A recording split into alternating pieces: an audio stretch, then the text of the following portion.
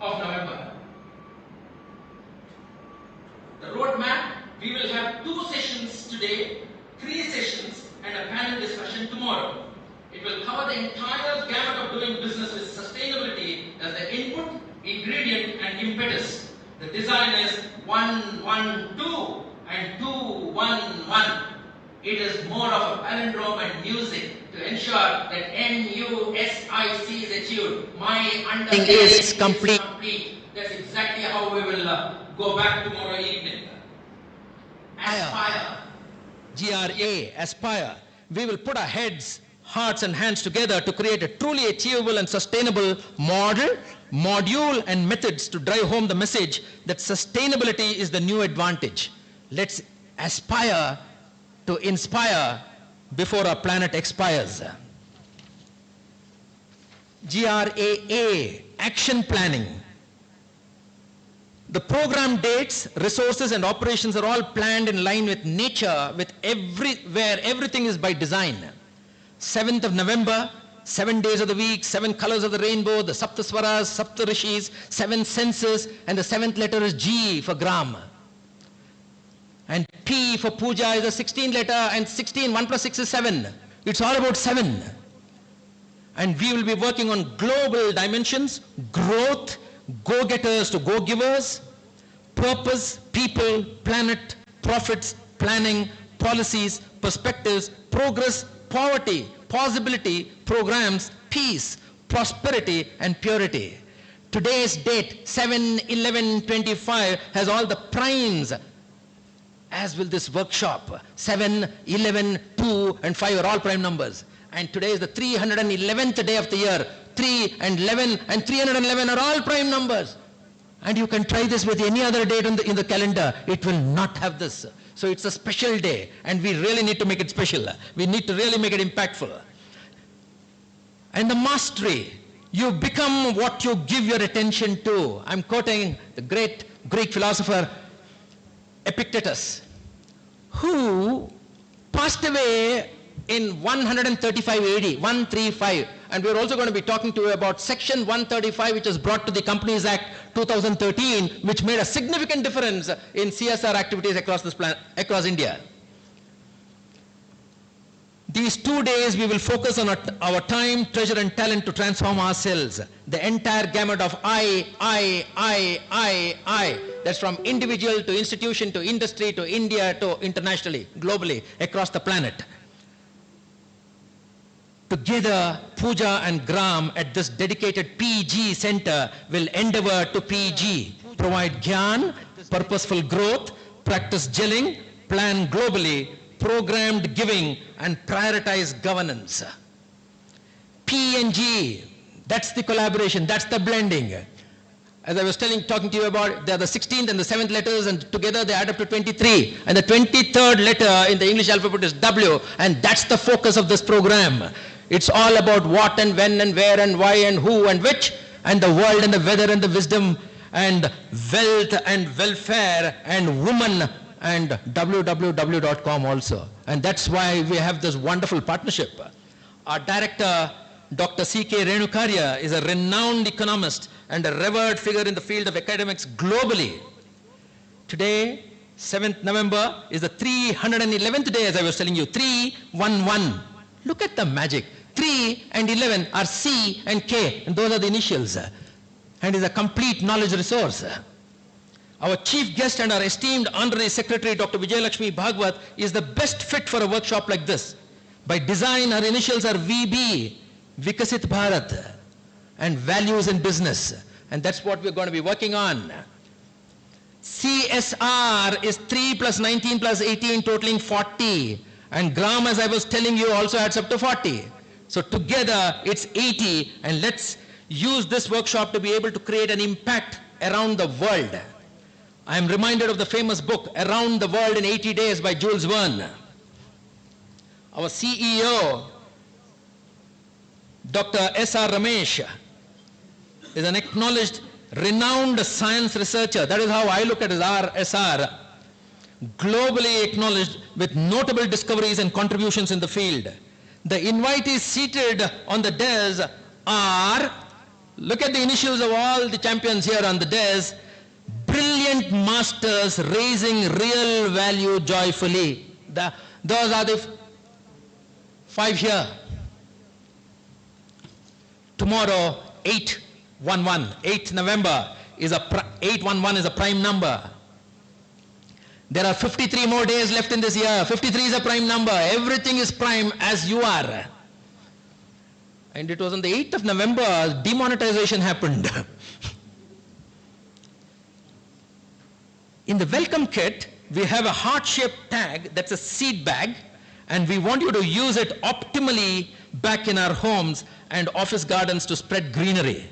The pen along with the notepad is a seed bank too. We lit 17 lamps to convey the sustainability development goals, and may this workshop brighten our path towards a cherished goal of the billions of stakeholders on and in our Mother Earth. 17 is Q. The quest, the quality, the quantum, the quiche. Look at our facilities here. With such a vast area, we have by design left open spaces to conserve nature and protect our environment. It is green all around. And let me sign it off when I said 811, 811 is the date tomorrow, which means 189 is what is required to reach 1000. 189, 18 into 9 is 16, 162, and 16 and 2 is PB, and PB is Puja Bhagwat. So on behalf of Puja Bhagwat, I welcome all champions, prime members here. Thank you so much. Happy learning, great growing. And before I leave, as by design, this is what I find on the front page. Make growth happen. What is growth? We will discuss. This morning, this is the news that comes up. United Nations chief scolds nations for failing climate goals at COP30 summit. Allow me 30 seconds to just read one paragraph. The Secretary General says, too many corporations are making record profits from climate devastation, spending billions on lobbying, deceiving the public, and obstructing progress. Too many leaders remain captive to these entrenched interests. Countries are currently spending about $1 trillion each year subsidizing fossil fuels. So we will work on models and the ways and means and tools and techniques during these 2 days of intense and passionate working together. And I'm sure all of us together will be able to come out with a model that can be replicated across this planet. Thank you so much, and welcome once again. Thank you.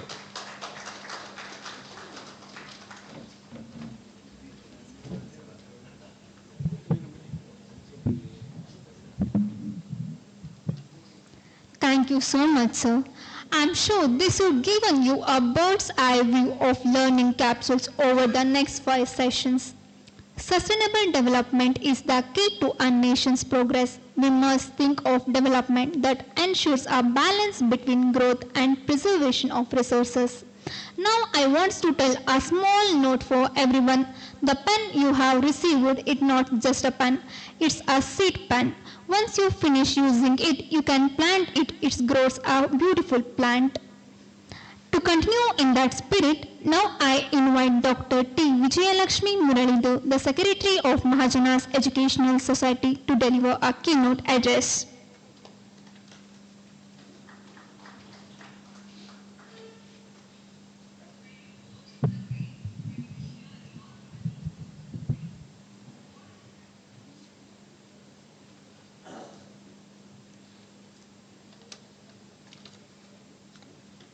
Happy morning. Respected Dr. Basuraju, our Shrestha Executive Director of GRAM, Dr. C.K. Renukarya, Director of PG Center, Dr. Jai Kumari, Principal of First Aid College of Mahajanas, Mr. Harish Machaya, HOD of MBA, respected faculty members, all the guests, participants who have come here from different institutions, dear students. I congratulate all the honored members of GRAM and faculty members. of MBA department for organizing this most important workshop on strategic ESG and CSR, integrating people, planet, and profits in the Indian business context. In contemporary business, the integration of environmental, social, and governance principles with corporate social responsibility has become a strategic imperative, particularly in the Indian context.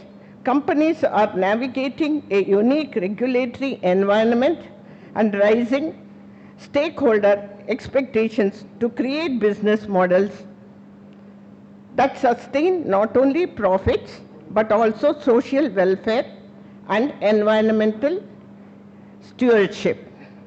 During the next few minutes, I concentrate on how strategic ESG and CSR initiatives can align the triple bottom line of people, planet, and profits in India's evolving business landscape. Let me start with the Indian regulatory landscape. India's legal framework makes CSR spending mandatory for eligible companies.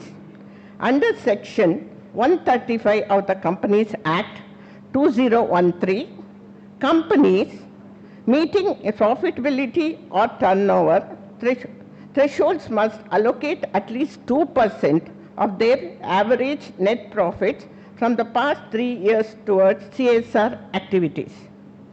The Securities and Exchange Board of India, that is SEBI, mandates business responsibility and sustainability reporting for the top 1,000 listed companies, requiring transparent ESG disclosures in annual reports.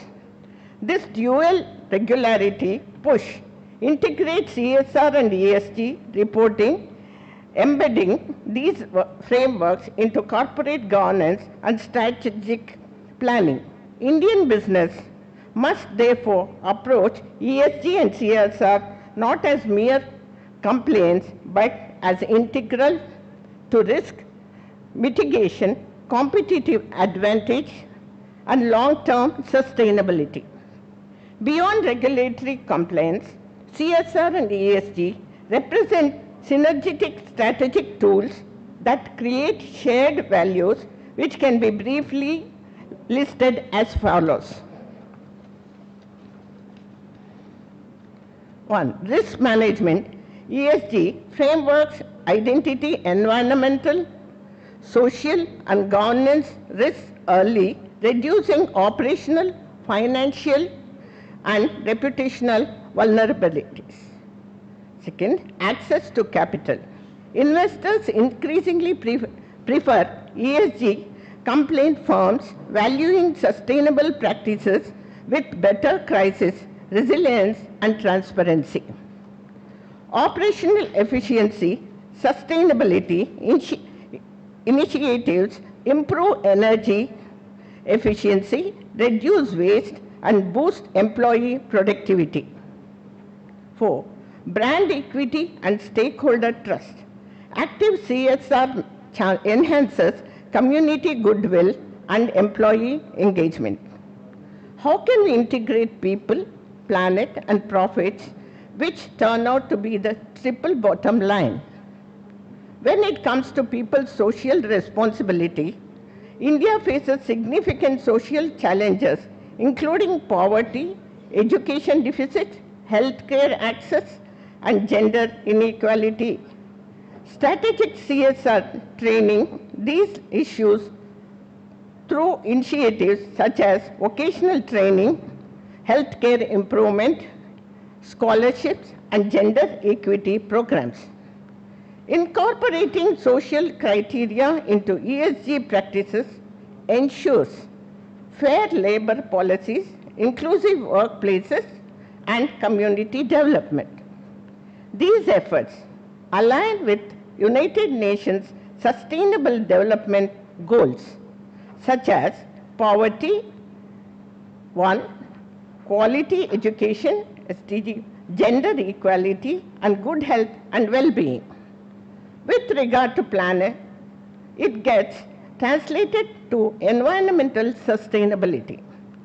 India's severe environmental issues, air, water and pollution, resource depletion and climate change necessitate corporate action.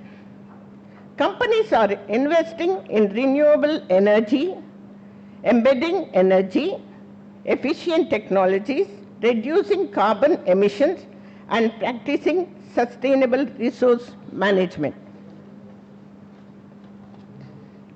CSR projects often include afforestation, water conservation, and sustainable agriculture, contributing to SDG 7, affordable and clean energy, SDG 12, responsible consumption and production, and SDG 13, climate action.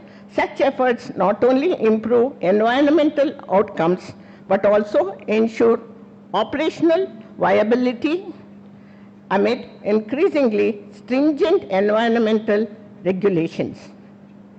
Now about profits.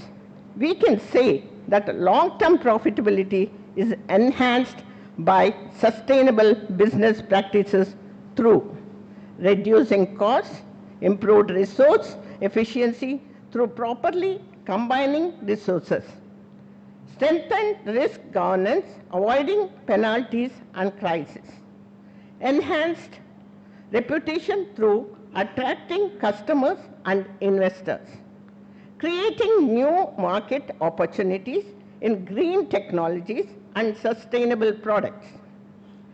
This integration surely transforms CSR from a cost center to a driver of innovation, competitive advantage, and value creation, fully aligning with ESG goals. When it comes to governance, it is needless to say that strong governance underpins successful ESG and CSR initiatives. Transparent, ethical, and accountable corporate governance structures build investor confidence, ensure legal compliance, and support sustainable decision making. Indian companies are increasingly adopting global best practices in board independence, anti-corruption policies, and stakeholder engagement, fulfilling the good governance, which is the pillar of ESG, and contributing to SDG, that is peace, justice, and strong institutions. Successful integration of ESG and CSR in Indian business requires a phased approach. Following points need to be noted in this regard. These may be considered as my note of companies. 1. Assessment and gap analysis. Evaluate current sustainability practices against ESG metrics and regulatory requirements. 2. Strategic framework development. Formulate CSR adoption. Emerging trends include digital CSR dashboards, green supply chains, climate resilient programs, and community co-creation models. It is extremely satisfying to note that some of the leading Indian companies demonstrate best practices which include investments in renewable energy and emission controls, skill development and health programs for marginalized communities, transparent ESG disclosures aligning with SEBI's BRSR, that is Business Responsibility and Sustainable Reporting Framework, governance reforms enhancing board independence and ethics. Such examples illustrate how strategic ESG and CSR can create value across people, planet, and profit sustainability. Simultaneously, let me conclude by telling strategic integration of ESG and CSR in India transcends regulatory obligation, becoming a compelling business strategy key to sustainable growth by aligning corporate objectives with social welfare and environmental preservation. Indian businesses can build resilient enterprises that thrive in an era demanding responsibility. This holistic approach ensures that people, planet, and profits are not competing priorities but interconnected goals driving India's inclusive and sustainable development trajectory. I have highlighted current themes from Indian legal mandates, sustainability frameworks, and business practices in 2025, seeking to understand how strategic ESG and CSR create shared value in India. I am sure that the deliberations of this workshop will make more meaningful contributions in the areas of ESG and CSR. I wish all the best for the workshop. Thank you for your patience.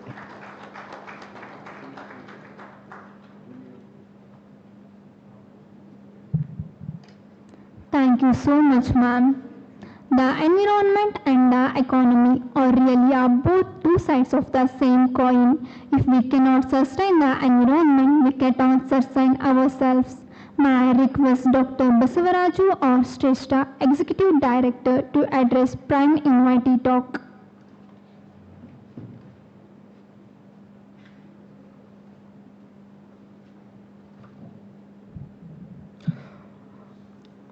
ಆದರಣೀಯ ಹಿರಿಯರೇ ಮತ್ತು ನೆಚ್ಚಿನ ಮಿತ್ರರೇ, it's indeed a privilege for us for having collaborated with a prestigious institution of Mysuru, Mahajanas. We consider indeed it as an initiative. I would consider it as a humble duty and responsibility. When a call came from Puja Bhagavat institution, Mahajanas, and it's especially from none other than Shri Harish Machaya, how can I say no? And I always consider it as a privilege and honor to collaborate with this wonderful institution. So, and Gram is only doing its whatever the addition or supplementation we can do in coming out this wonderful workshop. I only consider it as a beginning, and there's much more we can do together. I think coming together and working a mantra for a country like us, when we are working in a resource deficit environment, and as well as with larger Lakshmi Muralidhar, who delivered an excellent and very comprehensive keynote for this program, and also my guru Shri C.K. Renukarya, whom I always given me privilege and opportunity to share dayas with him multiple times, and I always take it with humility. Sir, thank you for this yet again another opportunity, and also to Shri S.R. Ramesh, CEO and Academic Advisor of this institution, and Madam Jayakumari from the Mahajanas College, and my senior in NIPM and dear friend, and what more I can say, Shri Harish Machaya, for this was excellent initiative. And I think you have all observed and identified innovation and sustainability as considered even in thinking and executing this whole program, be it an invitation like this, which is made out of recycled paper, be it the lights we have lit in this morning, the bottles kept on the dais. So every small details is considered. Kudos to the entire team, Dr. Rajeshwari and all the department, the colleagues here at Mahajanas, because we seldom take care of the small minute things. I mean, in the spirit of doing large programs, we do not pay attention to these important things, and that shows not only it's not just another program, it's a commitment you are all expressing. Thank you so much for going to that such in details actually. As I'm speaking this whole afternoon, I think it will not be fair on my part if I speak further. My only job is to express my gratitude to the entire gathering here for taking your time to come out of your busy schedule for this program. I only say two things. So we all speak about CSR, and especially in the last decade, you can see a lot of conferences happening, a lot of workshops happening around. If I ask you, do you have an idea what is the share of CSR money or funds in India's development sector contributions? If the money goes to the developmental program, if you compare against Indian budget put together, forget all state governments' budget, the government of India's budget versus CSR money, you have any idea about what is the size or what is the proportion of CSR money? Around 2%. Any other idea? Rough guess? See, 2% is the stipulated annual net profit they have to spend, but if it is 0.04%, not even 1%, that is being contributed towards the development of this nation from the CSR sector. That doesn't mean I'm trivializing or I'm underestimating the scope and role of CSR in the whole process. That's what I keep reinforcing in my lectures and classes, that means it has got all the more reason why these resources required to be planned and spent more intelligently and responsibly. So we can't even compare. If you see with this kind of resources, if you say we are changing the country, it's only an illusion. It's only kind of an assumption we are making. We are not even able to probably make a dent in the whole system. But I'm saying this with all responsibility, that CSR can bring in a lot of innovation to the sector, and that is the only thing I believe the CSR should be doing it. Because if you look at the current challenges and problems the country is facing today, not so different from probably the decades ago or several decades ago the country was also facing. For example, it could be the sanitation issues, economical challenges and development economics we talk about. These are the social evils. We are also saying the same thing. I think recently, if you have come across the statistics by State Bureau, the Mysore is one of the districts having high number of child marriages, when we call Mysore as a more progressive district. And it could be child labor, it could be a lot of other sanitation issues.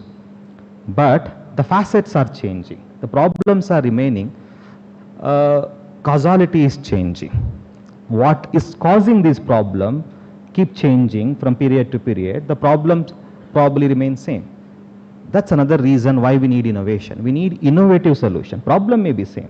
The solutions required to be innovated, solution required to be constantly new and more efficient. We have to solve all these problems with possibly less and less resources possible. So that's the reason why CSR session. Thank you so much for this opportunity again. ಇವು ಮೂರನ್ನು ಹೇಗೆ ಒಟ್ಟಿಗೆ ಸಂಯೋಜಿಸಬಹುದು, ಇದು ಒಂದು ನಿಜವಾಗಲೂ ಕ್ಲಿಷ್ಟಕರವಾದಂಥ ಸಮಸ್ಯೆ.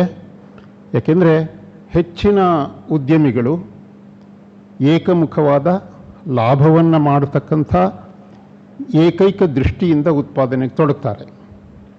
ಯಾವುದೇ ಉತ್ಪಾದನಾ ಘಟಕ ಆಗಲಿ, ಅದರ ಮುಖ್ಯವಾದ ಉದ್ದೇಶ ಲಾಭ ಗಳಿಸ್ತಕ್ಕಂಥದ್ದು. ಹೀಗೆ ಲಾಭ ಗಳಿಸ್ತಾ ಮುಂದುವರೆದಾಗ ನಾವು ಸಮಾಜಕ್ಕೆ ಏನನ್ನು ಕೊಡಬಹುದು ಅಂತಕ್ಕಂಥದ್ದು ಒಂದು ಪ್ರಶ್ನೆ. ಮತ್ತೊಂದು ಪ್ರಶ್ನೆ, ಈ ಭೂಮಂಡಲವನ್ನು ನಾವು ವಾಸ ಮಾಡ್ತಾ ಇರ್ತಕ್ಕಂಥ ಭೂಮಂಡಲವನ್ನು ಅತ್ಯಂತ ಕ್ಷೇಮಕರವಾಗಿ ಕಾಪಾಡಿಕೊಂಡು ಹೋಗ್ತಕ್ಕಂಥದ್ದು ಹೇಗೆ, ಇದು ಇನ್ನೂ ಜಟಿಲವಾದಂಥ ಪ್ರಶ್ನೆ.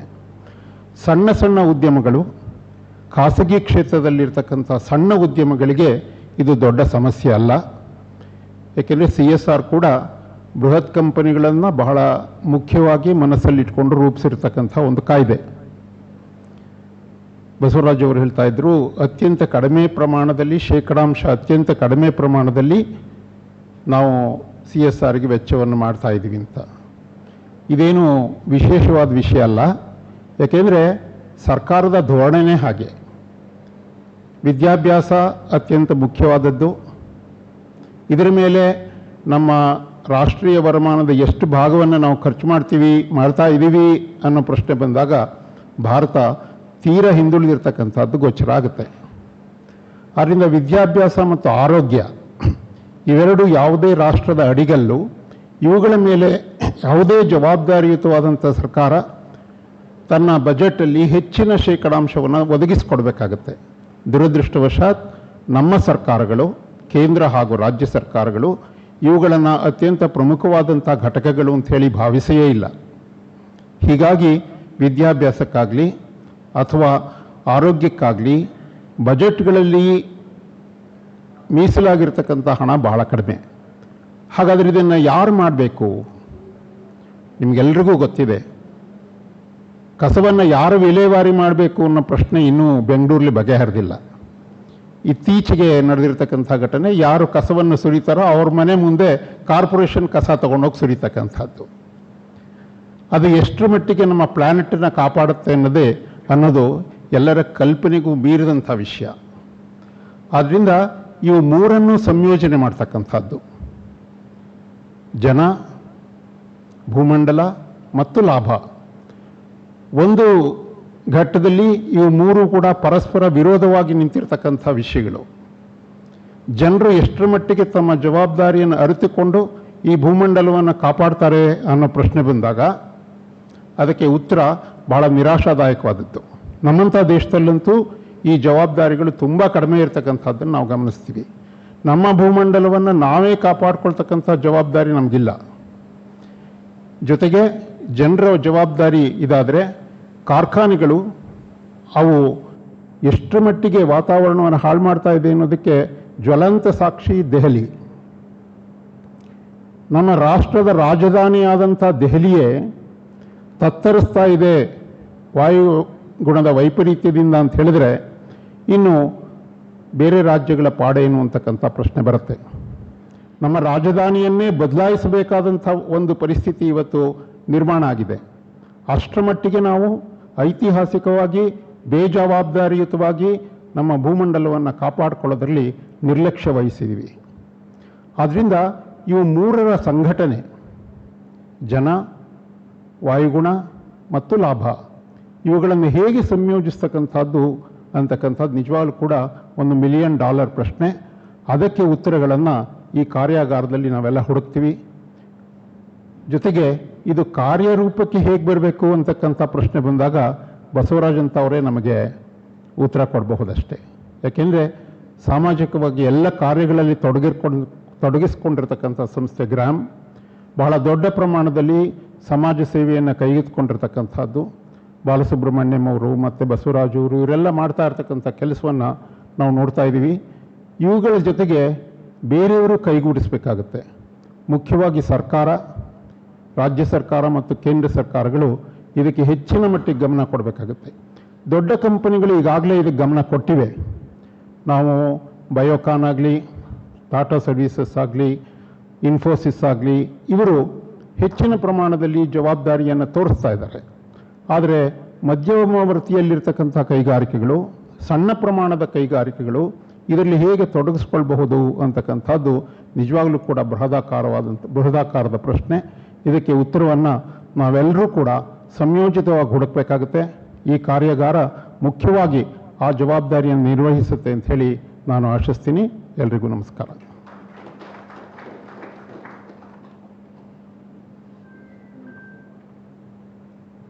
We sincerely thank Dr. C.K. Sir for presenting our presidential address. Our sustainable business doesn't just build profits, it builds our legacy. It's time to express our heartfelt gratitude and appreciation. I would like to call Mayur M.Y. from final year MBA on the stage to deliver our vote of thanks.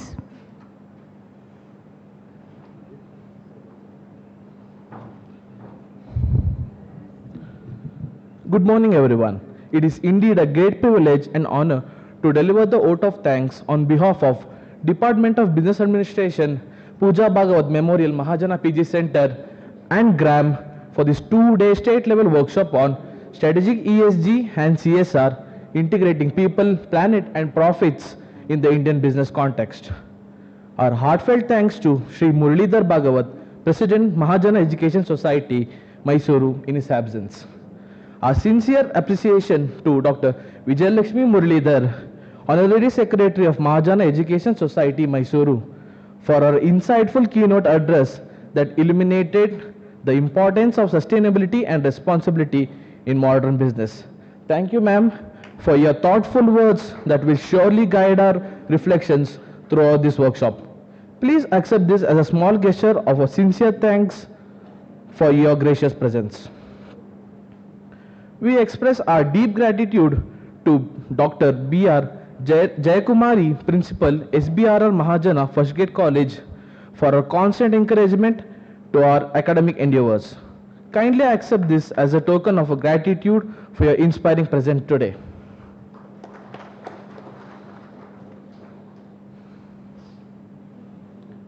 A special thanks to Dr. C.K. Renukarya, Director of our institute, for his presidential address. As a mark of our gratitude, please accept this token symbolizing our heartfelt appreciation.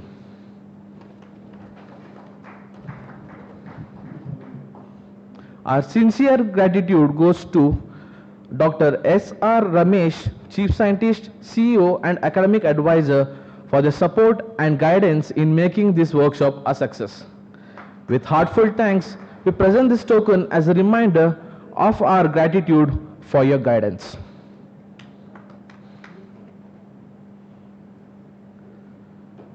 We also extend our heartfelt thanks to Dr. Basavaraju R. Shrestha, Executive Director of GRAM, for their support and guidance in making this workshop a success. Please accept this token as a sign of our respect, appreciation, and admiration. Our sincere gratitude goes to Professor Harish Machaya, Head of the Department, MBA, Mahajana PG Center, for his continuous guidance, encouragement, and leadership that make this event possible. Please accept this token as a humble expression of our thankfulness and admiration. I also wish to express appreciation to our faculty members, invitees, delegates, media person, HOD of other department, organizing team, and student volunteers whose dedication has ensured the smooth conduct of this program. Before we conclude, let us all remember, sustainability is not just about protecting the planet, it's about ensuring today's progress does not compromise the possibilities of tomorrow. Thank you one and all for your gracious presence and active participation. Let us all continue this journey towards sustainable and responsible future.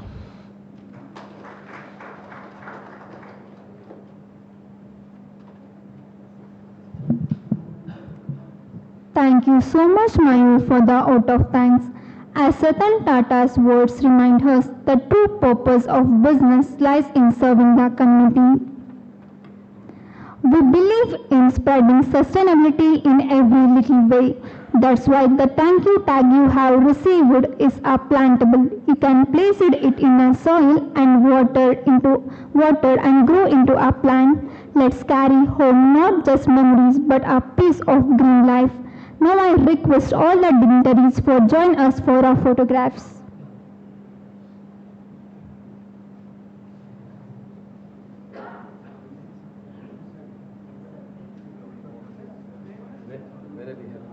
Yes, sir, here.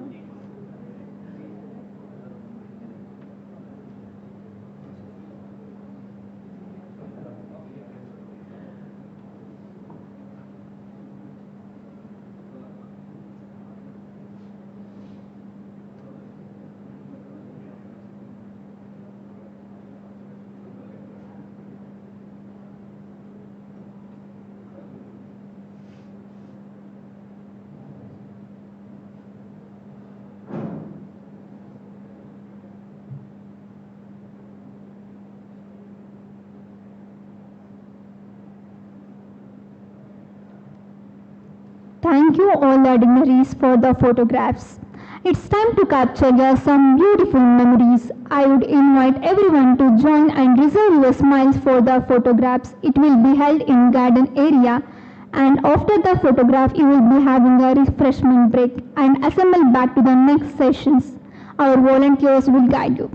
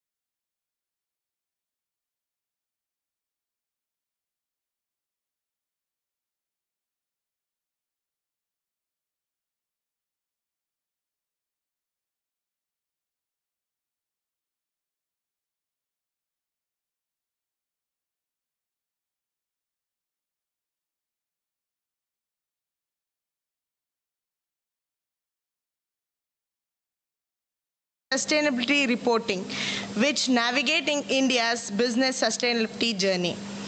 Before we begin, let's take a moment to introduce our resource person of this session, Professor Harish Machaya, a reputed management consultant, accomplished academician, and our beloved HOD. Professor Machaya holds multiple degrees including BCom, LLB, MBA, ACS, PGD, HRM, and MA in Psychology, along with certifications such as CFM and MIMA. He has continuously excelled in his academic journey, even topping the university in his BCom examination. He is an expert business and management audits, and he stood first in the state of Karnataka in his PUC examination and still holds the record for the highest marks in economic and commerce. Professor Machaya has served as a chairman of NIPM Mysore chapter from 2018 to 2020 and has achieved a top rank in prestigious national quiz like Times of India and Discover India quiz conducted by Government of India. He has taught management and leadership teams across the world. He has remarkable personal collection of 18,000 books and 1,65,000 clippings and articles. With this, he has worked with institutions such as L&T, Wipro, Intel, Dunlop, Jubilant, UB, Worth, and Infosys too, and collaborate with World Bank and government agencies across North and Eastern Africa on learning and development actions.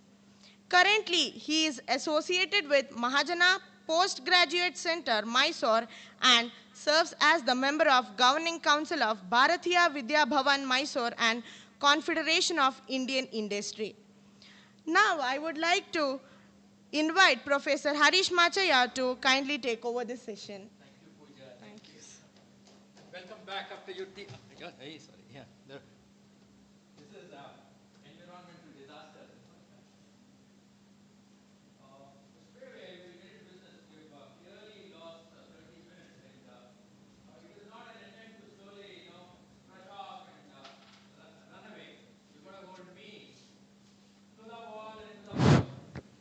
What we do here is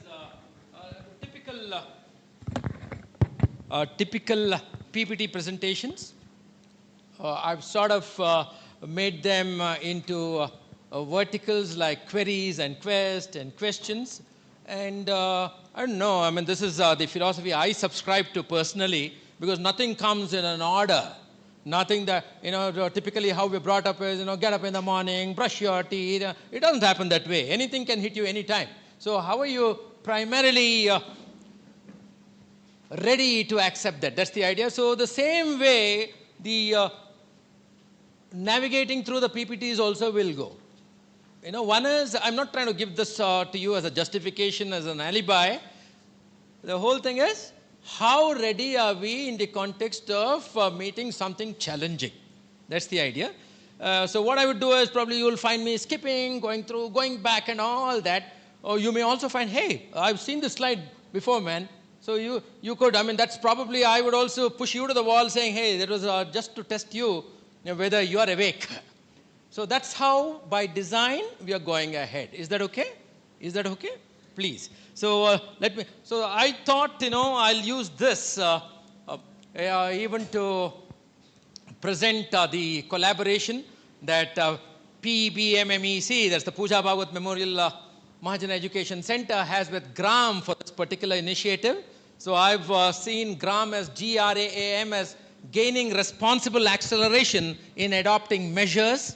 What is responsibility? What are measures? What are methods? What are tools? What are techniques? We will just I will breeze you through that.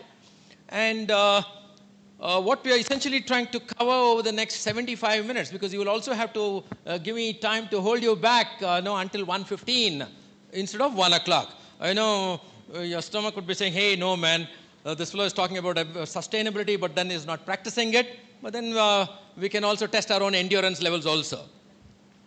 It's professional and business maturity model for environment consciousness. The whole idea here is The outcome, a definite measurable outcome that needs to emerge when we say goodbye tomorrow evening is, we should be able to come out with a model.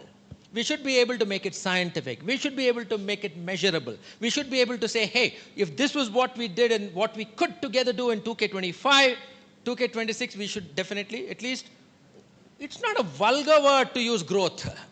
How do we use growth responsibly? That's all. So for that, you need metrics. You need numbers. You've got to be able to say, hey, we have grown 7.83%, vis-a-vis 5% someone else could. So that is my primary idea. Is that okay? Please. And I don't know, I subscribe to this philosophy where I simply want you to keep pushing me. Don't let me simply run. Is that okay? So do we agree? And as professionals, let us agree to disagree. You can't simply sit there, anyway I've registered, I am here till 5 o'clock tomorrow. You don't have to. You feel something is irrelevant, rank rubbish, you got to say, Harish, come back, man. So that's how we are going together. Is that okay? Please. The good news is that everyone is talking about ESG. Bhagwan, please. Oh, he really comes like Bhagwan. Like, the good news is that everyone is talking about ESG. Right from the keynote speaker to, I'm sure, my friend Harish Kobi also. We all talk about ESG. And if you say you're not heard or you're not using it somewhere. The bad news is that everyone is talking about ESG. Are we doing something about it? I don't know. We'll work on that. We'll work on that. How much should we talk? With what intensity? What is the purpose? What is the outcome? What is the... All of those dimensions we will try and address it. Okay, please. For most businesses, because I am from a business school, for me everything is business. My communication with my wife and my son at home is business. And sometimes he says, mind your own business.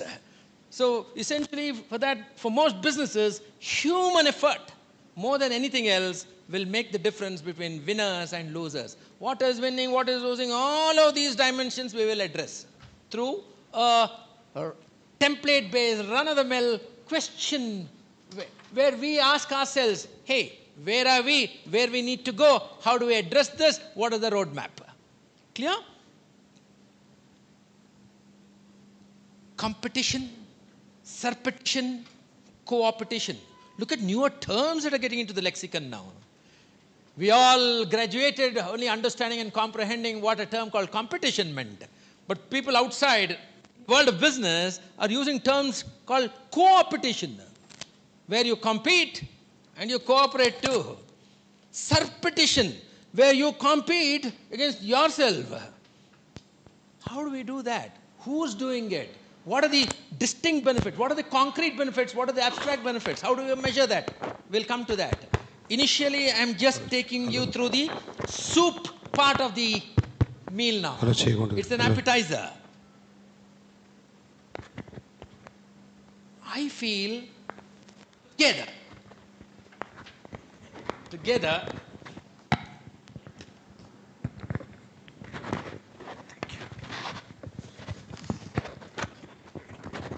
Thank you. So you come like Bhagwan. Thank you. Bhagwan aa gaya bachane ke liye. No, in fact, say again, Bhagwan bachane. I was also telling him during the tea break, there's a fantastic pattern, with all the B's are around him. Not the B-E-E-S. The B's, he's Bhagwan Bidrakote. His boss is Balasubramaniam. His other boss is Basoraj. His wife's name begins with B. So the whole thing is all B. He's a brilliant boy also. Yeah. Yeah. Exploiting the planet, whatever it means, by the people for profits, and profits so gained, so generated, used to exploit people on this planet. How intense, how wide, what is the spectrum, size, scope, will work. Yeah, now this is reading from one of those typical page lifts it is.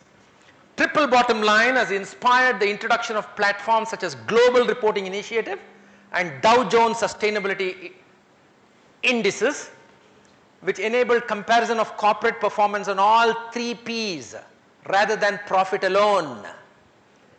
These include SROI, ESG, a financial analysis framework that takes it into account all the three factors in the true cost approach. Anywhere you may stop me, please. What's the true cost approach? Sometimes, yes, you got to read also. We're talking about long term. What is long term? I mean, not the conventional short term, medium term, long term. What is long? How long is long? How short is short? All of these dimensions. Long term value creation was the focus, and the alternate terminology that appeared in organization OECD in 2K15 was people, planet, and prosperity, not profits. Today, profit has become a vulgar word. Prosperity. Even when you gift someone in a wedding, you say, I wish you a long, happy, and prosperous life. They don't say profitable life.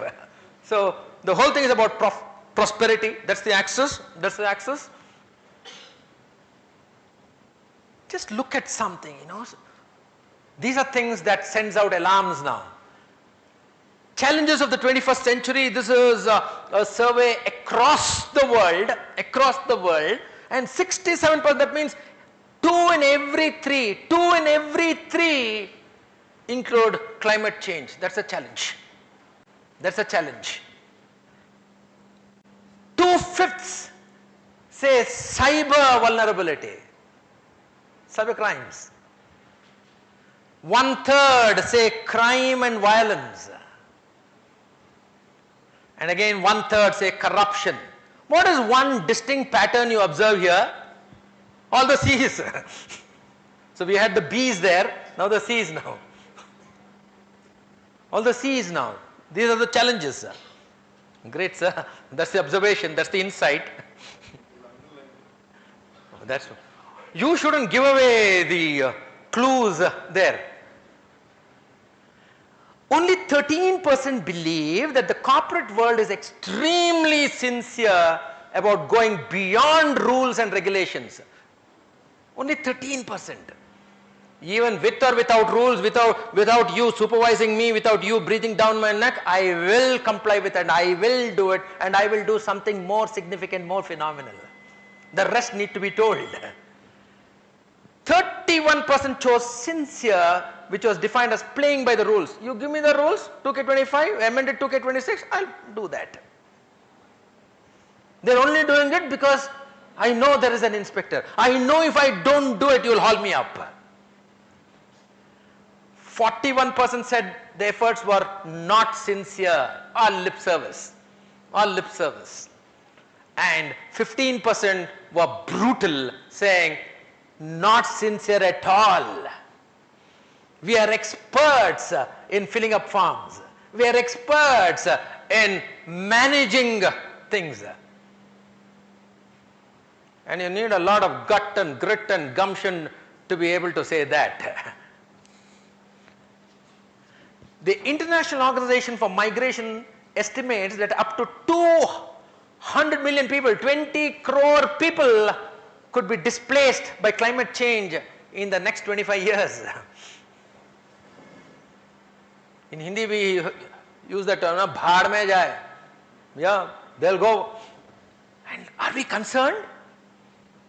That concern is the part of the triple bottom approach now. According to the 2K14 Edelman Trust Barometer, companies and CEOs are ranked at the bottom of the list in terms of public trust. Smell the coffee. It's a wake-up call. Why aren't they trusting? How do you really rebuild that trust?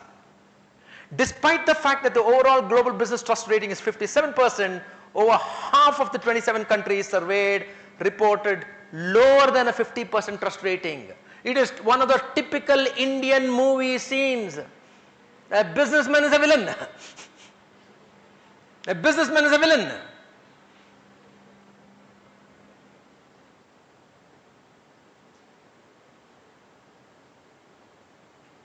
Remember about half an hour back when I was talking to you, I was making a mention of the Greek philosopher Epictetus, who died in AD 135, and this is the 135 I was referring to about.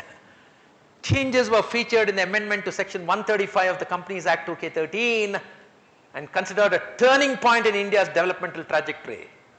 With that, there was a whole lot of funds, though of course Dr. Basuraj said, even still with all of these things, concerted efforts, it's only 0.04% of the total developmental budget that we are still catering to. How are we even touching the first 1%? That's 25 times. Only 25 times of what is current will take you to 1%. And from there on, what's the journey up? What's the journey forward? This is like initially, it's just quintessential. You can find it anywhere. You can find it anywhere. That's what happened thanks to section 135 being amended and being introduced. Now the quest. Look at how things are changing in the world. Now I am now getting into one of those verticals or runes of a typical B school now. How is it affecting us and how are we really using all of these things in the dimension of making significant changes? It was the VUCA world. Everyone said, hey, it's a flat world, it's a crowded world, it's a borderless world. Then it's the VUCA world. Everything and anything is volatile, uncertain, complex and ambiguous. People started realizing that. Now that's a rupt, part of the ruptures now. Rupt. Anything around you is rapid, unpredictable, paradoxical and tangled, much like these wires here. You can't simply blindly pull out a plug there. Suddenly the spark would go off. Then it's the tuna. Turbulent, uncertain, novel, ambiguous. Uncertain. You don't know for certain on a Monday morning what will be the next tariff for India and China and for what. You don't know which two other countries will get into a fight. And then the bunny. Brittle, anxious, non-linear, incomprehensible. Any of those things, concrete or abstract, past, present or future, is getting into these four dimensions now. In the backdrop of this, how do you as champion managers look at anything in the entire spectrum? Anything in the entire spectrum. And still, there's a leadership quotient. Your bosses and your stakeholders are going to be asking you, hey, what did you do? You cannot simply tell your boss, I sweated it out. Your competitor, now for one of the three P's, profits, your competitors will have access to the same kind of data. Market survey, what is the market, what is the thing, what is the product thing, what is that people want and at what rate and what, all these things. If you know, my friend knows. If my friend knows, my friend knows. If my friend has already known last evening, my friend will know it by afternoon today. It's only a matter of time. So your future success depends on developing a new kind of expertise. And what is that new kind of expertise and what is expertise? What is expertise? Now the whole dimension now here is to define clearly of anything. Profit, people, who are the people? Prosperity, what is prosperity? Last afternoon I was talking to a young little student friend of mine. Poverty, number one SDG. What is poverty? Okay, people now say relative poverty and absolute poverty, but how do you, I was asking her as a challenge, how do you even explain it to our housekeeper? How do you do that? Now unless I have clarity, so we will come to that slowly because when we start working on that, please. Ability to leverage your proprietary knowledge strategically and to make useful connections. Everything is connected. Everything is connected. How do you do that? How do you do that? I'm not saying, probably no other business to do. This young friend of mine had one of these mementos to be put in our CEO's car, and he was giving him his remote there and said, hey, you just go on doing this. once something blinks, that's my car. I said, I don't know, I'm wrongly wired. I said, hey, that's 3879, the number. You add that, it is 117, that's 11/7, that's the date today. So at least you go looking for that car with that number. So everything is connected. Everything is connected. How do you make those connections of unrelated knowledge assets or tap fallow, undeveloped knowledge? In the bargain, by design, achieve that triple bottom line that we are all talking about. Look at the workplace of the future. 1, 2, 3, 4, 5. Just sit there, reflect on whether it has already started happening in your own offices, whether in your office it has gone to number 6 or 7 already, whether you have achieved number 3 years back. What have you started really doing? Have you started acting on it? The great realization, reimagination, reset, rethink, resignations. Empowered employees. Everyone is empowered. Enlightened employers. Now I know I can't twist your arms anymore, because I twist her arms, at least during lunch she will ask, what did you get for lunch? Pickles, lemon or mango? So that means everyone has got access to knowledge today, access to information. Evolving expectations. Now in the backdrop of this, how do you look at one of those 3 P's? People. My mother, literate, people. My wife, people. My daughter, people. Right? 3 different people. All the 3 have got Aadhaar cards. The whole idea here is, how do they look at something? How do they look at something?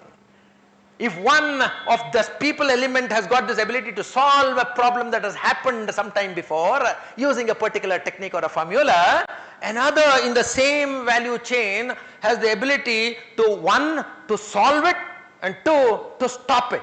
And the third one in the value chain is able to look at a problem that has not happened at all, but which will emerge. I'll come to that a little later, called the grey rhino and the black swan.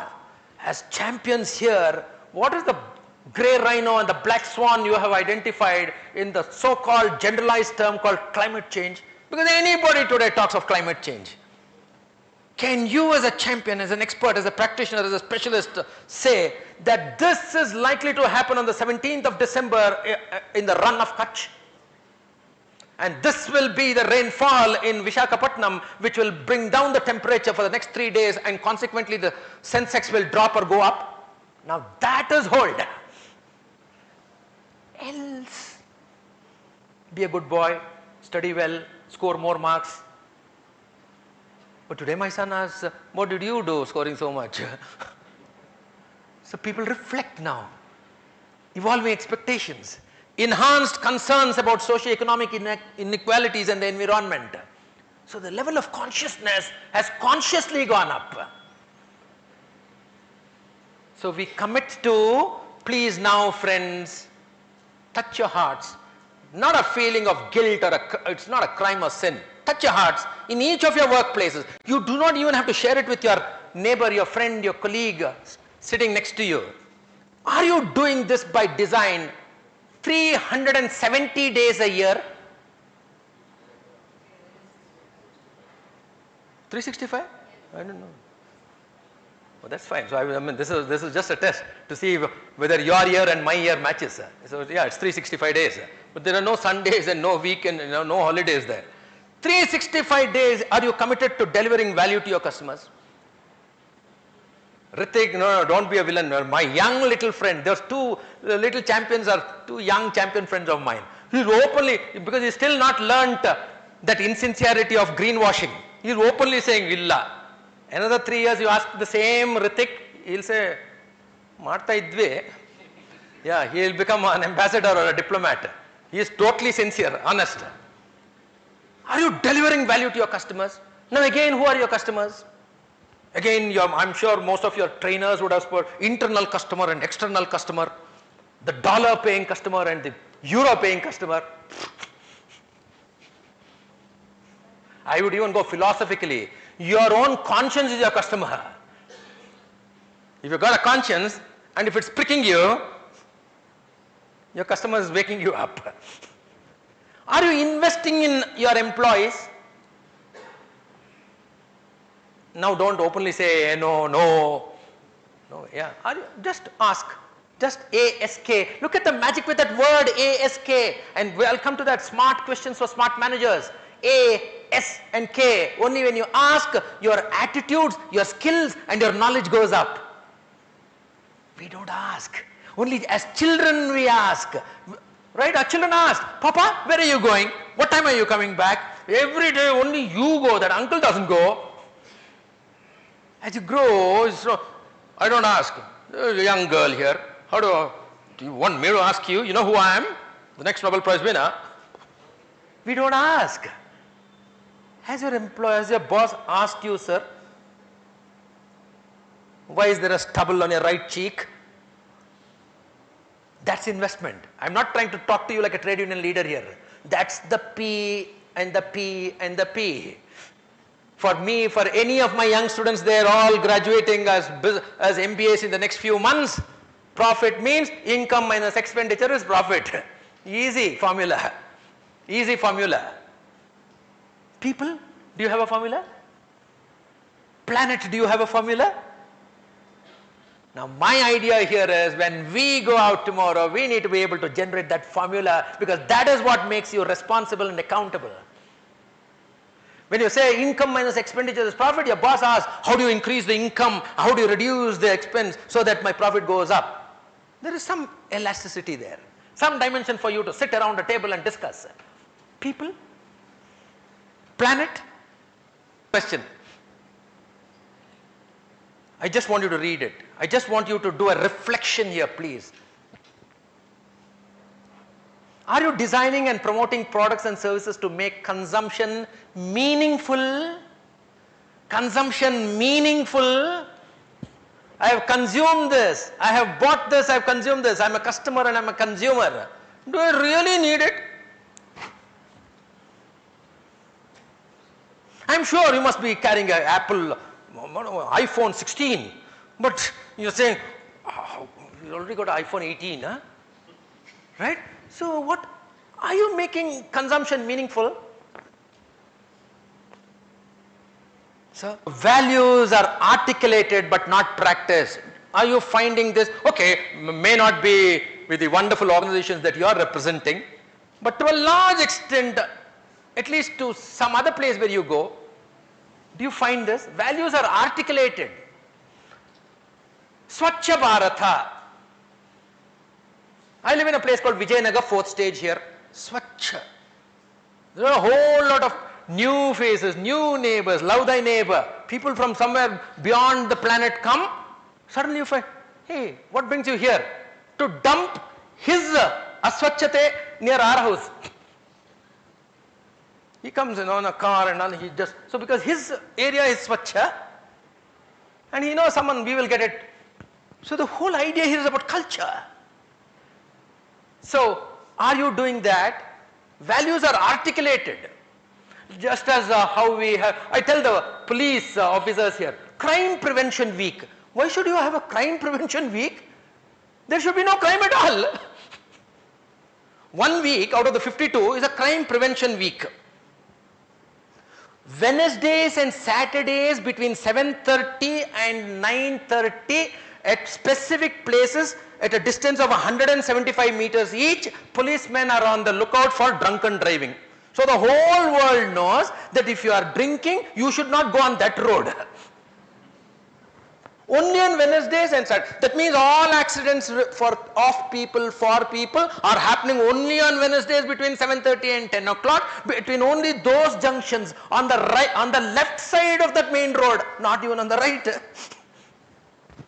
And strategy there now.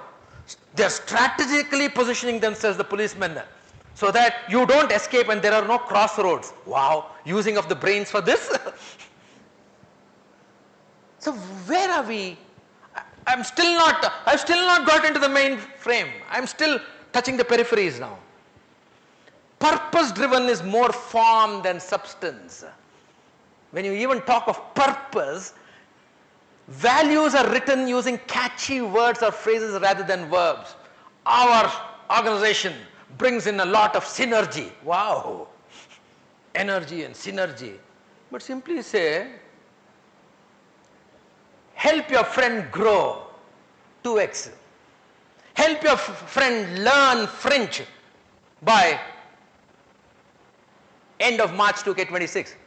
That's teamwork, not synergies. How do you really write action-oriented verbs? Action-oriented verbs. In fact, one of the findings of why the family planning is hum do, hamare do failed miserably in India was when most of these poor women had to walk 10 to 12 kilometers to fetch pots of water when they were walking, they were looking at the same hoarding and say, gosh, if we had 2 or 3 more children, they could carry it back more water. So where are the priorities? So how do you advertise? What are the words? Hum do, hamare do, beautiful. But is it really impactful?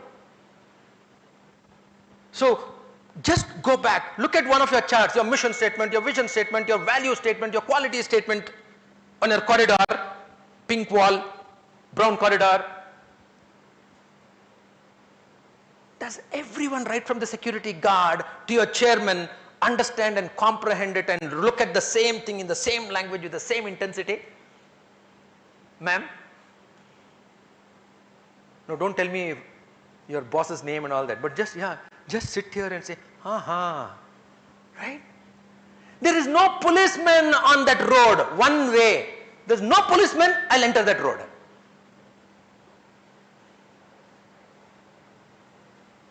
So where do we change? So purpose is not new. What's the purpose of purpose? People simply say purpose. Purpose is not necessarily positive. You don't have to say commit yourself and stress yourself saying my purpose statement should be positive. Not necessarily. Purpose statements alone are not enough. Purpose and values, not just purpose. Sir, what is the value that your organization subscribes to? What is the value your family subscribes to? What is the value your country subscribes to? Because each country subscribes to a value. Each organization subscribes to a value. Each individual subscribes to a value. What is the value that your organization subscribes to, sir? 1. 2. Not just you. At least one to your right and one to your left should also say, I understand the same thing the same way. Because if you understand it one way and I understand it differently, then God save your organization. I just want you to just glean, scan, look at it. Companies must communicate sustainability in an authentic and transparent way. Is it happening? Shivraj, my friend, another from a very, very leading thing. Yes, and one of those companies listed on the Sensex and the NSE. Are you doing that, sir? Don't say no, don't worry. Here we're all friends. In your own thing, are you communicating sustainability in an authentic, clean, clear, transparent way, focusing on customers' motivations, and customers' motivations from August 2K25 to November 2K25. Customers' motivation in 1997, no way. My mother's motivation is not my wife's motivation, and my wife's motivation is not my daughter's motivation. Are you in tune and touch and track? ASK.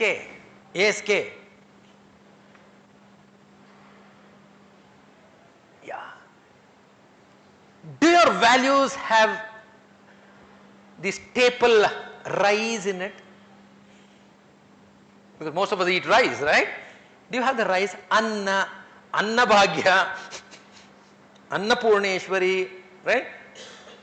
Because I haven't heard something where Godi Purneshwari, Godi Bhagya and all that, right? Yeah.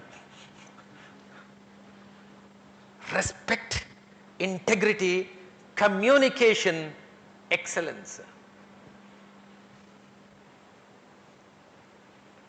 When I say communication, most of these things, I mean now just because it's 12:25 by my watch, I'll just a small little test to see how many of are really awake and who can go on till for the next 50 minutes now. I'll just share with you a simple sentence in English. It's not a test of English. Simple. Simple. There are no punctuation marks there. No commas, no semicolons, no colons, no nothing. It just starts, it ends. I just want you to hear, listen, understand, comprehend, reflect, ponder, mull over, synthesize, simplify and respond. All before lunch. May I? All ears. Individuals who are perforce constrained to be domiciled in vitreous structures of patent frangibility shall on no account employ petrous formations as projectiles, and a mass of concentrated earthly material perennially rotating on its axis will not accumulate an accretion of bryophytic vegetation. What is that? Most of our purpose statements are like that. Wow, he spoke so well, I did not understand one single word. Yeah. Brilliant speaker, I'll tell you. You got to listen to him. Wow. Have I really communicated? Has your purpose statement, has your vision statement, has your mission statement, has your value propositions really made sense to everyone in this organization? Please touch your hearts and ask. Sir, how many of us have really read every page of our appointment letters? Page 5, clause 17. If you have been here for the last 6 years, same appointment letter, same signatory, that means nothing, no problem will happen to me also. It is mutual trust here. I am not trusting my boss or the organization. I am trusting her, my friend, my colleague. Same area she is also coming from. If she has survived here for 8 years, I will also survive next 10 years. Have we communicated it? If we cannot communicate something as mundane or as elementary as an appointment letter, what is going to be having to, what are we doing about the value statement? What are we doing about the triple bottom line approach? What are people? What is planet? If you look at institutions that have done really well out there, one of the strongest criteria and benchmarks and yardsticks and parameters for success is they have great strategies. They are maniacal implementers. They plan something, they'll do it. Again, ask yourselves, how many of you say, oh, by next year our turnover should go up by 17%, 17% in terms of dollar? Oh, wow. 17% of what? What is growth? What is development? I always tell very, very crudely, my hair grows, my nails grow, but I have never developed. For growth, you don't need real interventions. Is that happening in your organization, sir? It's a little wary. Now that's the test of the triple bottom line. Because when you are not able to speak up, your job is to attend the 2-day workshop. Simply come back with a certificate. Monday morning for a reimbursement, you have to show me the certificate. Sustainability. The whole idea here is, what is that I have contributed? Is it warm? Okay. Cold. What is, I mean, how did the word cold come up? Anyway, I'm just going off. Because anyway, but one thing I can, when you ask me to justify why I'm trying to deviate by 30 seconds, I'll still connect it to the planet. Cold is a word which, which is actually an acronym saying, chronic obstructive lung disorder was cold. That is how you say, that advertisement say, gale mein kich kich. Yeah, gale mein kich kich also because of that cold, because you said cold. Yeah, so. We may not be interested in chaos. We may not be interested in chaos. But chaos is interested in us. And one of the clearly defined chaos for all of us today is climate change.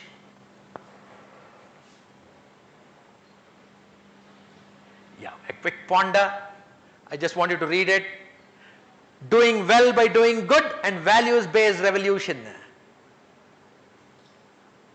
Yeah, 3 minutes, just 3 minutes. You can even get together with other friends also, instead of being like, like Robinson Crusoe's individually. Sir, you could join my friend there. I just want you to straight away use these 7 terms of your own organization and say, what was happening in 2K20, beginning of 2K25? What will you do as a champion by end 2K25? That means another 54 days from today. What will you do to change the culture? When I say change the culture, in no way am I trying to impress upon you that the culture that you are currently practicing is wrong or bad. No way. But you as a champion, if you identified, slightly it may crumble. It's not robust. So if that is happening, what is that you will do in the dimensions of culture, leadership, innovation, management, and all these, please. Can we have friends together so that you have more teams? Please, if you could kindly join my friend here. Sir, you could join my friend here. Sir, kindly join my friend there, sir. So, please. At least you will have different perspectives. You will have different perspectives. Come, please. In each of these dimensions, in your own school, college, home, society, community, fraternity, industry, organization, what is that you are finding presently? How do you want to change, and how are you going to be a catalyst towards that? What are you going to do? How are you contributing? How are you contributing? What is your capability? What is your competence towards that? What is your ability to think clearly and think long term and long distance?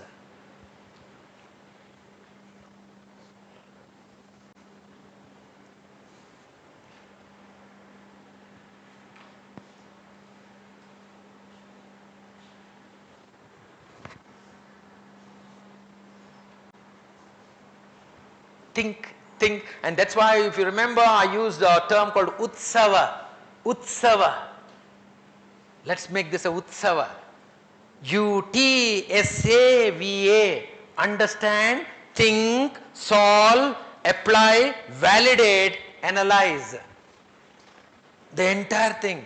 Understand what is the culture in an organization. Think, solve, apply, validate it, and then analyze it vis-a-vis anything.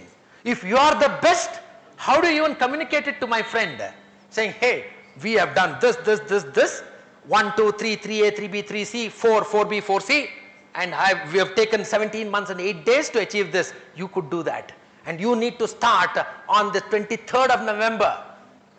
That's the hold. Simply talking, saying, you should be a good girl. You should brush your teeth. Until recently, my son did not know why he had to brush his teeth when he got up in the morning. He was only brushing his teeth because it was morning. So the idea here is, are you carrying convictions? You ask me you're a fundraising manager. You come to me for funds. Simple thing is, why should I pay you funds? Why should I pay you money? Why should I donate? Why should I contribute? And if I have to contribute, why to you? If I have to contribute, why to you and why today?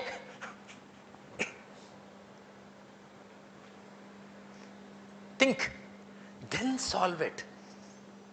Then apply it elsewhere. Because is it a knee-jerk thing, or is it just a flash in the pan solution? Or can you even apply it ubiquitously, across, omni? Else, we are just testing waters. We are experimenting. And that is what will reduce the profits in the long run. And that is what people can do to increase profits without essentially having to sell more goods.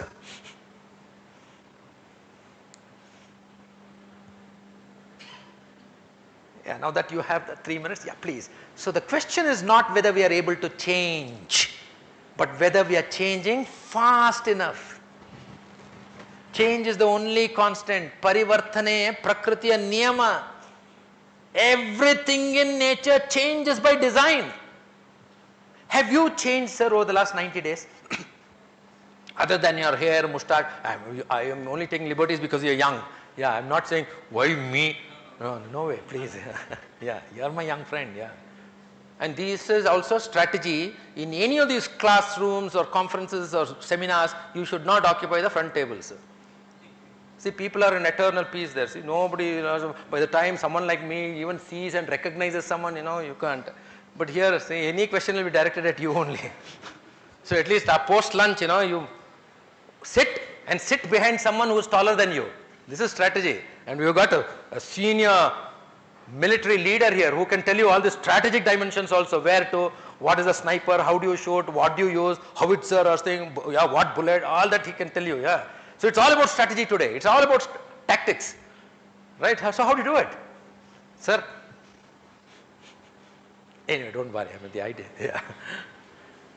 Finding the right solution often requires seeing the familiar in an unexpected way. My young friend here was telling me of how as a software engineer she chucked it and then she has got into this business now. And she carries so much. You talk to her, it oozes. It oozes.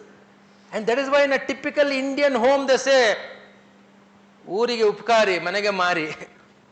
That means you have to be mad. You have to be mad to make a difference. MAD. To make a difference, you've got to be mad. Are you doing this by design in your teams, in your departments, in your organizations, in your communities, in your societies, in your fraternities? Meaning you are now scaling it up from local through local to global, incremental, graduated. How do you do that?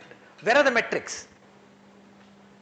I mean, I'm now taking you back now to your 11th standard economics textbook. Adam Smith. Don't worry about it. I mean, Superman.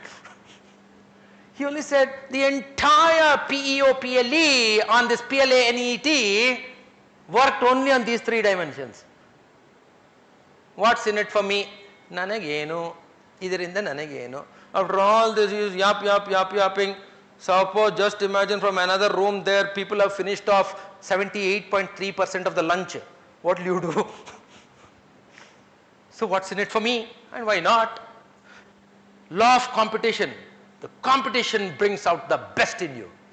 When you know that your tail is on fire, the best of you comes out. Anywhere. Just imagine one vacancy, sir, one. You get to know that in Mysore, near your house, there is a job offering you 100 lakh rupees per month. 1 crore. But there is competition. What do you do, sir?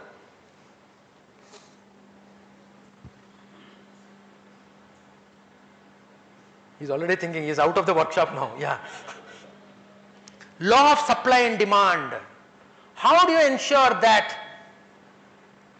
even thought processes and idea generations, notions and ideas, views and opinions are regulated and controlled much like the supply chain? How do you ensure that your price and your value is always at its peak? Like typical analogy is like the share prices. How do you ensure that the demand is always more for you and your supply is less? Nodana bartene. Adre nodana. Sir, banni uta madi sir, please sir.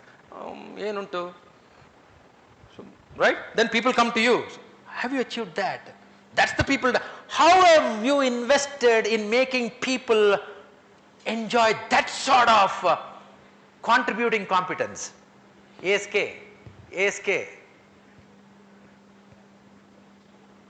Look at the 3, 1, 2, 3, 4, 5, 6, 7, 8, 9. In each of these areas, what is that your organization has done, is doing and will be doing? Now, someone sitting here as a young manager may say, oh, sir, I'm really concerned, but my organization is not giving me that platform or opportunity to contribute. If given, I'll make magic. I've got the capability, but then I don't have the opportunity. And newer terms in the dictionary are coming out. Just as I said, surreptition and co-opetition, a new term called probortunity is there now. Every problem is an opportunity. Probortunity. Newer terms are coming into the dictionary now. So, what is that you and your organization are doing towards this, towards sustainability? What are you doing when you're negotiating with your supplier? Shivraj is a champion. He heads that vendor development in his organization. What are you doing, sir? So that we can even share best practices here.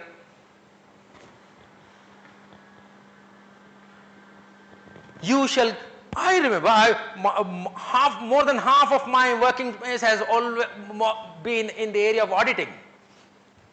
Your invoice shall have 8 copies. Huh?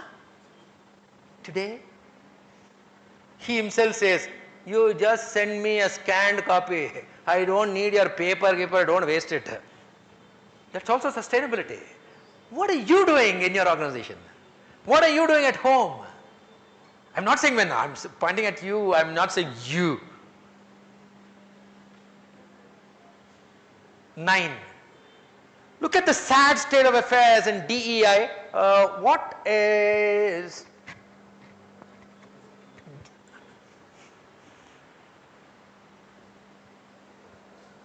DEI? What is DEI, my friend? No, slowly he'll walk out towards the lunch table, yeah. What is DEI? It's also a Latin term called sine die. Your parliament and all is adjourned sine die, God willing, inshallah. But that's not the day here. Diversity.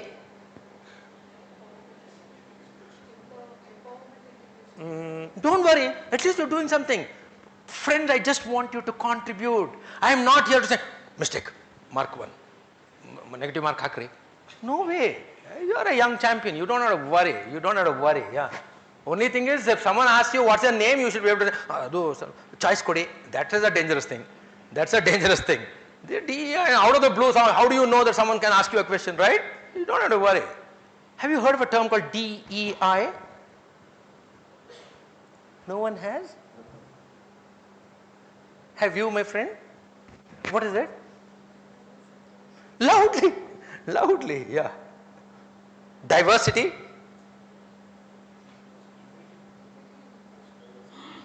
Sir? Yeah. No.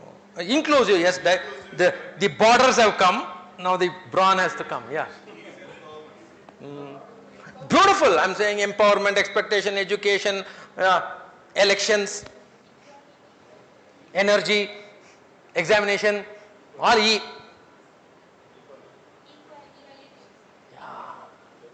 Now that's the people dimension. That's the, when you're talking of the triple bottom line, profit, people, planet, right? Now, why is it not really taking off? The sad state is lack of specificity. What is diversity? What is inclusion? I said 9-7, you remember? 97 prime number, 9 and 7, IG, inclusive growth. Now there is diversity here, very good. You got a lady here. There's real diversity, 50-50 here, 50-50 here. There's no diversity there. So the idea here is, are we practicing it everywhere and anywhere? Lack of accountability. It happens. It doesn't happen, all the more merry. And I will give you a dime a dozen reasons for why it's not happened. How do you ensure that it happens by design? Lack of disclosure. Now that is where we will come towards the fag end of this particular session, where SEBI makes it mandatory for you to have a compliance. Though of course I will not be really delving into it, but I can always flood you with resources on that, because it is there. I talk or you talk. Probably I would focus my time and energy on how do you interpret it. How do you ensure as an auditor, as an expert, as a consultant, you between the lines? How do you tomorrow when someone drafts it, you should be able to say, hey, this is definitely going to create a legal problem in the next 27 months. That ability you need to develop. How do you do that? Reading, anybody can read. Anybody can read. I'm sorry, sometimes I certainly get enamored by things happening in my own home. My son, when he was growing up, when he was studying, he was preparing for his class test 2 days hence. He says, Gandhiji was born in a well. Gandhiji was born in a well. Gandhiji was born in a well. Gandhiji was born in a well. Gandhiji was born in a well. Gandhiji was born in a well. To-do family, to-do family, to-do family, to-do family. I said, what are you doing, man? I said, don't worry, Papa. 2 days hence he hits the examination and he scores 10 on 10. And his mother, my wife, is mighty pleased. What a wonderful son I produced. Gandhiji was born in a well-to-do family. There he is integrating it. He gets 10 on 10. I asked him, who is Gandhi? He doesn't know who is Gandhi. What is well-to-do? It's out of syllabus. What is family? He's too young to start one. But then he too can read. Reading is not a big thing. Writing is not a big thing. But now, especially in the context of sustainability and your disclosures, you got to really know why that particular dimension has been asked of you and how are you going to be disclosing that information. What's in it for you? What's in it for you? This is just how the whole thing started. Again, you can get it anywhere. I just thought I'll capture it here. From 2K7 to 2K16, again I saw a pattern there, 7 to 16, G to P, Gram and Puja.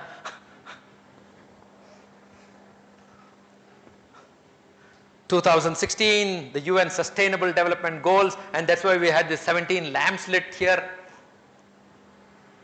All, so much. Why not? Why are we still in 2K25 having workshops and working on still, why is it not worked and why is it not successful? What should we do? Why? Sir? Talks are not making the action. Talks are not matching, aligning with the action. Okay, fine. Why, ma? Why? People, one of the three now. Yeah. Yeah. Want to do it at a lesser price so that you get more profit. Okay, yeah, beautiful. So two things have come now. So why? Why does this happen? Why? The understanding. Beautiful. You and I, understanding and implement. That is why even in this word business, you comes before I. Before implementing, you have to understand. That's why you comes before I in that word business. So what business are you in? The business of understanding and implementing. You first understand before we implement. Great, great. Look at the next, yeah, please. We'll cover. Well covered. All of these things are there. But is it giving you the desired impact? Does ESG refer to these three criteria? Is it happening? Are people looking at it very loosely? Are people looking at it the way each one wants to decipher it? The sun rises in the east and sun sets in the west. Right? At least when in the morning when you open the door and see the sun, you know, that's the east. Right? That's the east. Is that happening here? Or is it falling between the lines? What is sustainability? What is CSR? What is SCI? What is DEI? You may understand. Do your colleagues understand? Do your bosses understand? Do your reportees understand? Do your auditors understand? Do your consultants understand? Do your clients and vendors and bankers understand? That's the ecosystem. Now one you're saying NO. Do they understand? NO. Do you know why they are not understanding? That's where the people dimension comes up. It's not just talking. How do you really apply it? How do you really implement it? How do you really evaluate? How do you analyze? Quiet, yeah. I just want, beautiful. Only those who have the patience to do simple things perfectly will acquire the skill to do difficult things easily. Including if I do not drop the trash there, that's enough. You don't have to, make the next presentation at the World Economic Forum at the Davos in Switzerland. If you can walk the talk, more than half the business is done. We have a strategic plan. It's called doing things. Just do it. Just do it. Look at the impact study. We only knew the Western world and the Eastern world. In the morning I spoke to you about how this program is also going to essentially give you the Oriental and the Occidental values. But today the divide is North-South. North-South. Especially the sub-Saharan African countries on this planet. Less said the better. We have systematically ruined them. Ruined those countries. And only now they are awakening, saying, hey, okay, let me take names. If Donald Trump shakes hands with someone, hey, there must be some rare earth metal there. Before that man in that country knows that he's got it, this man has sniffed it. Business, profits. What's happening to the planet? What's happening to the planet? Look at the P, and in that context, all this. Competition for profits, conflicts on the planet, competence of the people. What are you doing? Reboot of profits, revive the planet, reflect on the people. Contain profits, sustain the planet, retain the people. Contribute to profits, connect with the planet, culture of the people. Earnings, earth, employable. How many of our people are employable? Growth. I was showing you the front page of the Economic Times this morning. Growth. How do you grow, sir? How many of us are employable? There is unemployment. But how many of us are employable? And that's the people dimension. That's the people dimension. Extra profits, energy in the planet, empowering people. Profits means income, but there is insecurity in the planet. And people have to be innovative now, creative now. Something radical, something significant. How do you do this by design? How do you do this by design? And around us, have you made one of your colleagues, don't feel guilty, you're my young friend. Have you made one of your friends, one of your family members, one notch higher on the scale of innovation? His ability to think differently, to draw insights, to be able to look at this bulb and say, this is the consumption of power here. Why should those lights in the northeastern part of this building burn? Does one person, have you made one person change? One person change. I'm not saying you should make a significant change in 17,23,000 people. No way. That's going to be near impossible. Again, profits, planet, holistic profits, hope for the planet, Humatech. Humatech, it is human with technology blending and synthesizing now. I was literate. My mother was literate. But is it okay for you to be just literate, sir? You have to be computerate now. You have to be computerate. It's not just ability, agility. It's not just your ability. You got to have agility also with ability. Can you think radically fast? ESK. No one is safe until everyone was safe. Not everyone is safe. I'm being very, very careful about the choice of the words there. When I go forward, leadership, people, do I know as a leader that yes, they are safe and now I'll be able to take a different initiative, make those changes? That's a leader. That's a leader. Are we ready to adapt to this change? ASK now. Are you ready to adapt to this change? It's not the strongest who survive, but those who are most adaptable. Sir, they have cancelled the lunch on day 1, sir.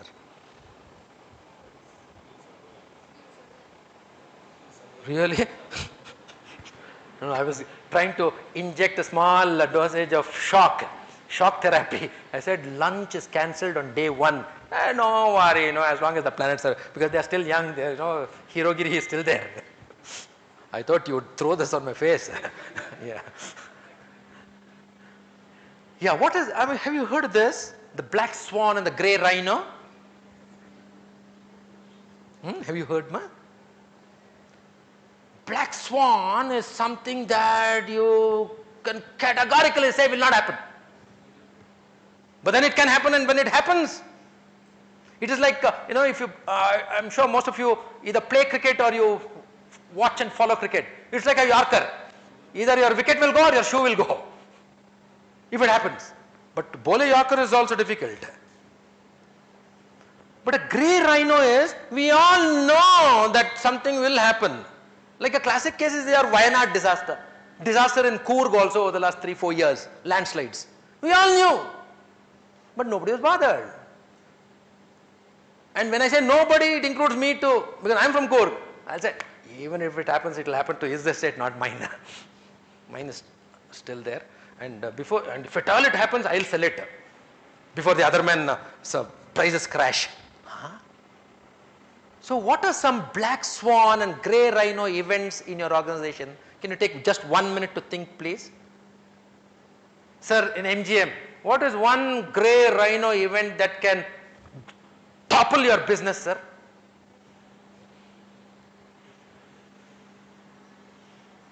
One grey rhino event in your organization, sir. Are you from the same organization? No? Okay, that's great. Okay. What is one grey rhino event that you know that it will happen? It has happened in Czechoslovakia. It has happened here. It can. But then it is like, that Yaksha Prashna. I know I'll die. But everyone will die. I will not.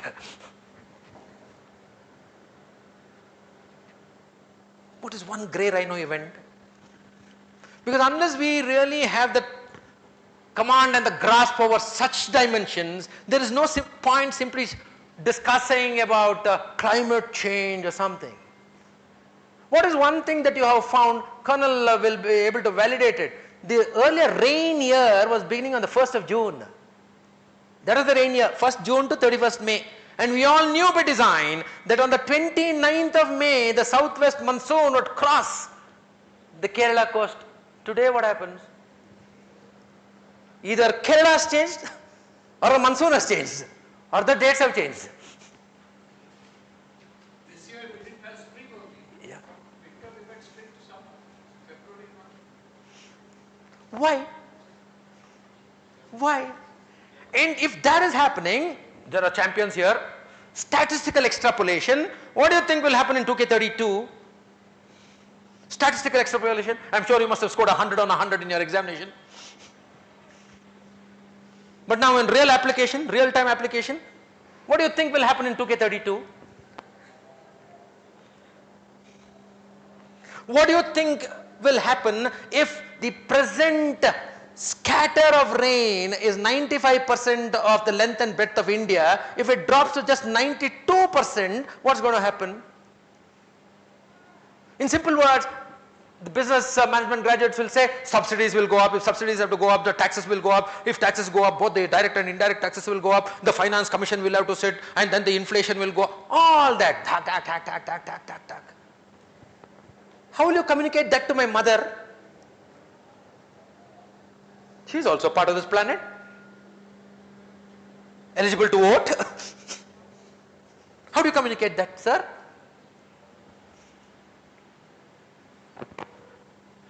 Four million files are stolen every day. 4 million files are stolen every day. Just call up your office, find out. That's 44 files per second. Oh, it's bari namma office alla, so don't worry. All the more reason for me to sit back and relax now. How do you prevent that from happening or not happening? Yes, beautiful, sir. Now, the one, not just a rhino, double horned rhino, the Kaziranga one. Cybercrime is quickly becoming more profitable than the illegal drug trafficking. Okay, here, the local newspaper, Star of Mysore. The front page, someone conned 73 lakh rupees. Next day, someone conned 65. Hey, nenne 73, 65, okay. Huh? Because not my money, no? Not my money. Because even intensity and frequency has become statistical terms now for us. So the idea here is, what do? Yeah, friends, please. Now, as a typical school teacher, I'll say, unless you answer these questions, the doors are going to be locked. You'll not be allowed to go outside. Friends, please, I want you to, and there is nothing called, you don't have to answer it to me. That's why I've captioned it as questions inward. Sit there, do a reflection and say, am I doing it? And is one of my colleagues, and that could be a boss, your colleague, your reportee, is doing it. That is all. And you don't have to feel good or bad or excited. You don't have to run outside saying, Eureka, no way. Am I thinking beyond myself and my world so that I process ideas with a holistic perspective? Bhagwan sir, I would request you, I'm so sorry, if you could, because you are a champion, he is a superman in this area. Is Bhagwan thinking beyond himself and his world so that he processes ideas with a holistic perspective? Since not most, all of you are young here, you can still take the liberty of saying, no, because you still have the time. Someone like me, I don't have the time.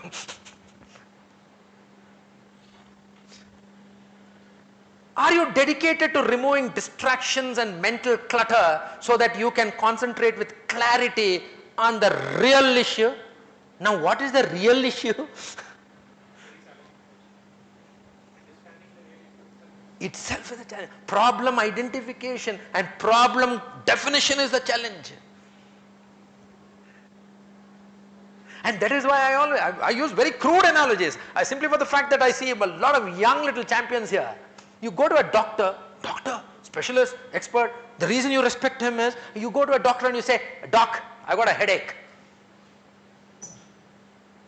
What's the first question he asks you? Now that's a consultant process. That's the diagnosis.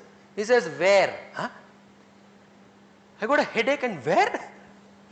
Do you think I've got my head here? Meaning here, sinusitis, migraine, cancer, or is he even wondering whether you got a head? And then he says, since how long? What did you have for lunch and dinner and breakfast? Was it free or did you pay for it? Did your father or grandfather have it? What's your weight and what's your age? Based on that, he diagnoses and says, hey, for your weight and age, you take these 3 tablets for 5 days and you come back. It goes, hats off, salutes to the doctor. The next time something similar happens, a headache, do you go rushing to the doctor? No. Now the paradigm shift has happened. From the diagnosis, you have gone into the prognosis now. Next time you even look at some kebab, you'll say, oh no, 28th August I had this 8 kebabs and I had the splitting headache. Not 8, I'll have 7 at least. Profit also because lesser bill. And now you're aware. That awareness. Being aware and being awake. So the diagnosis and the prognosis of the problem. So please, number 3, ask yourselves, I'll run you through this, please. Set of questions and then we will be done, yeah. Understand the question, reflect on the question, answer to yourself. You don't have to vocalize it. Just ask. Are you working to break out of your box of limitations so that you explore ideas and options and alternatives to experience eureka moments? Are you building a solid mental foundation on facts so that you can think with certainty?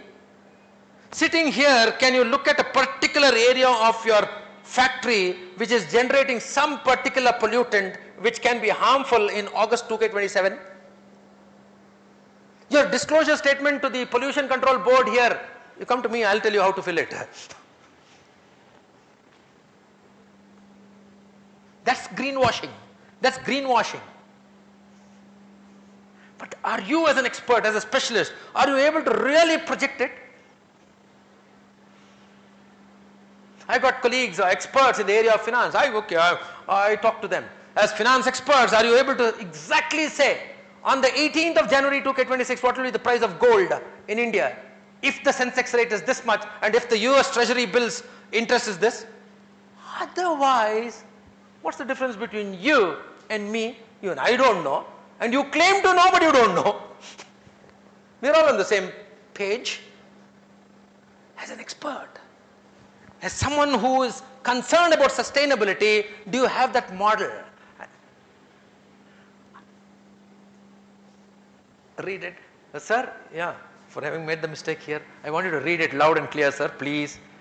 And you got to read it in so loudly that Pawan should be able to answer the question. Your question, his answer. Yeah. Read, sir, please, sir. Am I implementing strategic plans that gives me direction for today and increase my potential for tomorrow? Yeah, the people dimension. Is everyone, even at home, is your younger brother or sister doing this? This is the way I read, I refer, I reflect, I research. This is the way I take notes, and this is the way I speak. This is the way I pronounce, my enunciation, my all of those things. This is the way I dress, and this is the way I walk, and this is how my paces are. So that my potential for tomorrow gets enhanced exponentially. Because ordinary people like me talk of improvement. People like you talk of exprovement now. That's the word. Exprovement is exponential improvements. Because if you are not exponentially improving, you are just existing on this planet like a cockroach or a mosquito. With all due respect to a mosquito. Because someone said, it is only a mosquito whose performance is applauded continuously, it says. Colonel, such a senior military officer, was every day of your performance applauded by the general and the field marshal? No. Sir, I'm sure you're a senior manager. That means you are not equal to an ordinary mosquito. Only a mosquito when it's going, you're going, right? So the idea here is, what is one significant change that you have brought in your own area of operation?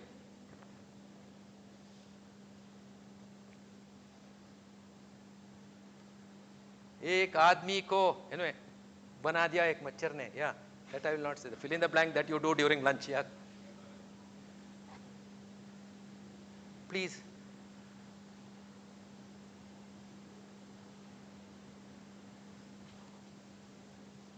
Possibility scaling. I'll run you through this. Now you got to read fast, because though of course not. Again, I'll connect it with the people dimension. Because I was telling, I always tell people, especially the younger ones, the reading diet. The reading diet is 4 newspapers a day, 5 magazines a week, of which one shall be an overseas one, 1 book of an average of 500 pages in your area of expertise per month, plus 3 books of 300 pages each every month, general reading. So just touch your hearts and say, how many of you are reading this much every month, every day, every week? And now you say, no, yesterday I had a meeting with Donald Trump, today Xi Jinping, and then now Narendra Modi has called me, and the Chief Minister is coming. Oh, everybody is busy. That's one dimension of one of the triple P, people development, people improvement. Because if I am not improving, what am I talking about the planet and the profits? ASK. Am I consciously rejecting the limitations of common thinking, ordinary thinking, mundane thinking, in order to accomplish uncommon, phenomenal results?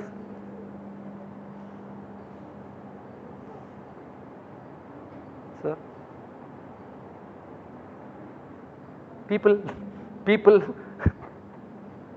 Am I consistently including the heads of others to think over my head, even in teams? How many of you at least spoke to one another? People. People, sir? Don't worry. No, I'm saying don't worry. Look left, right, center, up, down, north, east, south, all are the same. ನೀನು ಕೇಳಲಿಲ್ಲ, ನಾನು ಕೇಳಲಿಲ್ಲ. ನೀವು ಊಟ ಯಾವಾಗ ಕೊಡ್ತಾರಪ್ಪ ಇಲ್ಲ ಏನು yeah common consensus will be that. Consensus will be that, because that's also part of the planet, food. Yeah, please, triple bottom line. Am I staying focused on the bottom line so that I can gain the maximum return and reap the full potential of my thinking? What is maximum? What is reaping? What is bottom line? What is the top line? What is thinking? And that's why the Greek philosopher said, I think, therefore I am. I think, therefore I am. How many of us can touch our hearts and say,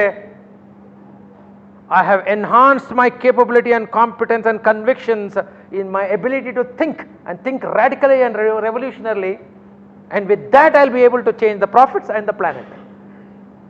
With the P, the people as the axis,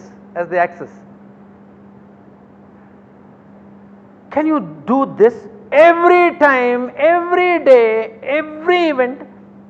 Can you see something beyond, something behind, something through, something around, something hidden, something emerging, something from nothing? Can you see something? Yeah, I can see my glasses. That means I'm not blind. Can you see something beyond?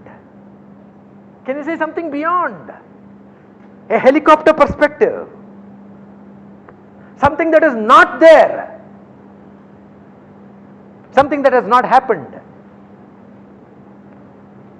So design it. Are you exceeding expectations?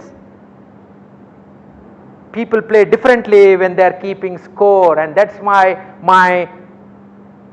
madness and mania for numbers is unless you score, unless you attach vital, critical, crucial importance to numbers, you are just practicing. It's like saying, how are you? Fine. How fine? But then the minute you say, hey, my blood sugar levels have shot up to 292, which was just 192 last week, this is a state of shock and alarm. So with numbers, people play differently. I just want you to read it. The emerging challenges, opportunities, dimensions, directions, and impact balloons. Impact balloons. You touch something, where is going to be the impact? A butterfly flutters its wings in the Amazon, and the Thai baht goes up or down. A butterfly flutters its wings in the Amazon, but how do you take care of that Amazon forest in Latin America? And when a butterfly flutters its wings in the Amazon, the currency of Thailand called the baht goes up or down. Look at how interconnected the world is. So have you found one impact balloon in your organization, sir? You touch this, this is what's going to be happening to my share price tomorrow.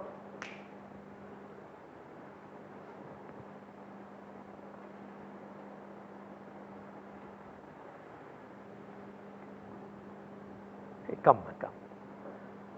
I'll have to give her more respect because she was the one who introduced me with all those flashy things, yeah. Yeah, this is the last part. Would you give me, I know I'm committing a C, because you said C, crime. 5 minutes, I'll just run you through this. You will say yes, I know, because that's another thing. Please don't say yes when you want to say no. This is moral science and USA, unsolicited advice. But still, 9 principles that govern the BRS. What? BRSR, business responsibility and sustainability reporting. These are the principles on which it is based. So look at these 9 principles and please touch your hearts and say whether your organization carries convictions on those things. If you carry that, the next one is just filling up a form. It is like filling up a form. Sometimes I have seen, because I am absolutely, I make open thing, you go to this RTO, I find what's called the dimension of functional literacy kernel. Name, age, date of birth, everything they write. Date of birth, 7th November 2025. I said, boy, 7th of November 2025 is today, man. Date of birth is when you are born. Oh, sir. Then he scratches it. He doesn't know. Having said that, there is another thing about functional literacy. This man writes name, age, date of birth, postal address, marital status. Number 6, have you been arrested? 6A, if yes, why? He writes name, date, Falana, Damka, everything he writes. 6, have you been arrested? No. 6A is, if yes, why? He says, no, I will not leave anything blank. He answers. 6A, why? Not been caught. Now that is compliance. That is compliance. I'll say, Madi sir, because random income tax is only picked up, If your thing comes up for assessment, then no. Huh? When I find my income tax return, jolly well I need to be sincere, at least to myself. I'm only taking chances. No, it may not get picked up. No way.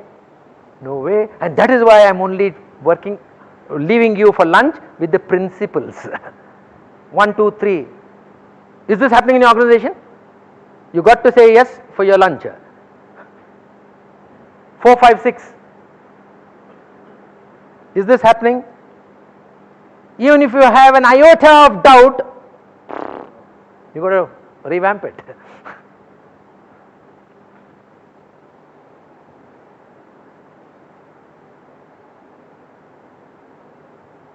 What is the NGRBC?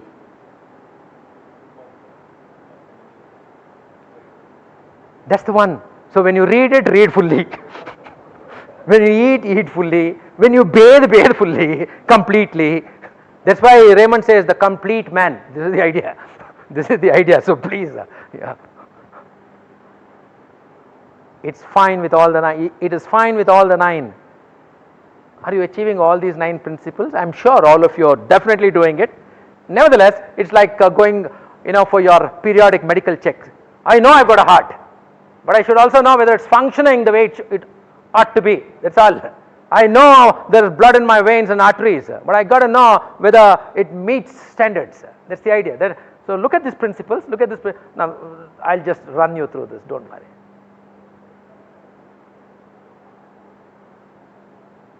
What we think or what we know or what we believe is in the end of little absolute zilch consequence.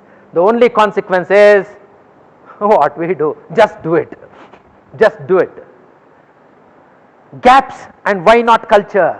Look at the gaps. GAP for me is gaining another perspective. I would also request you to even look at this workshop as a gap. Gaining another perspective. It is not that I am giving you gyan. You do not know. I am here. I am delivering manna. No way. No way. So how wide is the gap? You can't cross a chasm in small steps. You got to do that leap. Are you capable? Have your employers made you capable? Has the ecosystem made you capable? Has your upbringing made you capable? So great things are not done by impulse, but by a series of small things brought together. 1, 2, 2A, 2B, 3, today, tomorrow, the day after, next month. Thank you so much. Thank you so much. Even during lunch, I am open. I can always discuss with you. Thank you so much, and thank you for the extra time you gave me. Thank you so much. Thank you so much, sir, for that insightful and thought-provoking session. Now we would like to open the floor for the question.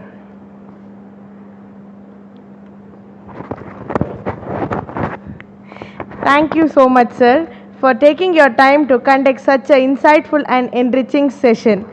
Now I request all to join us for the lunch, which will be served in the food court. We will meet at 2:15.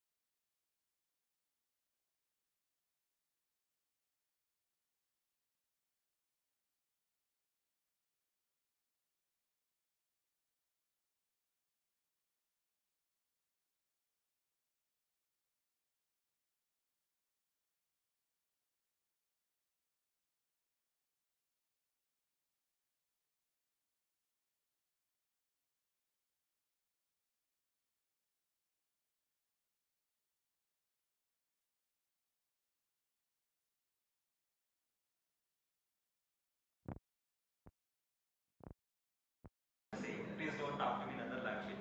Okay. And my session will be as good as your participation. So more we interact. And this is not a lecture. I don't want to lecture anything.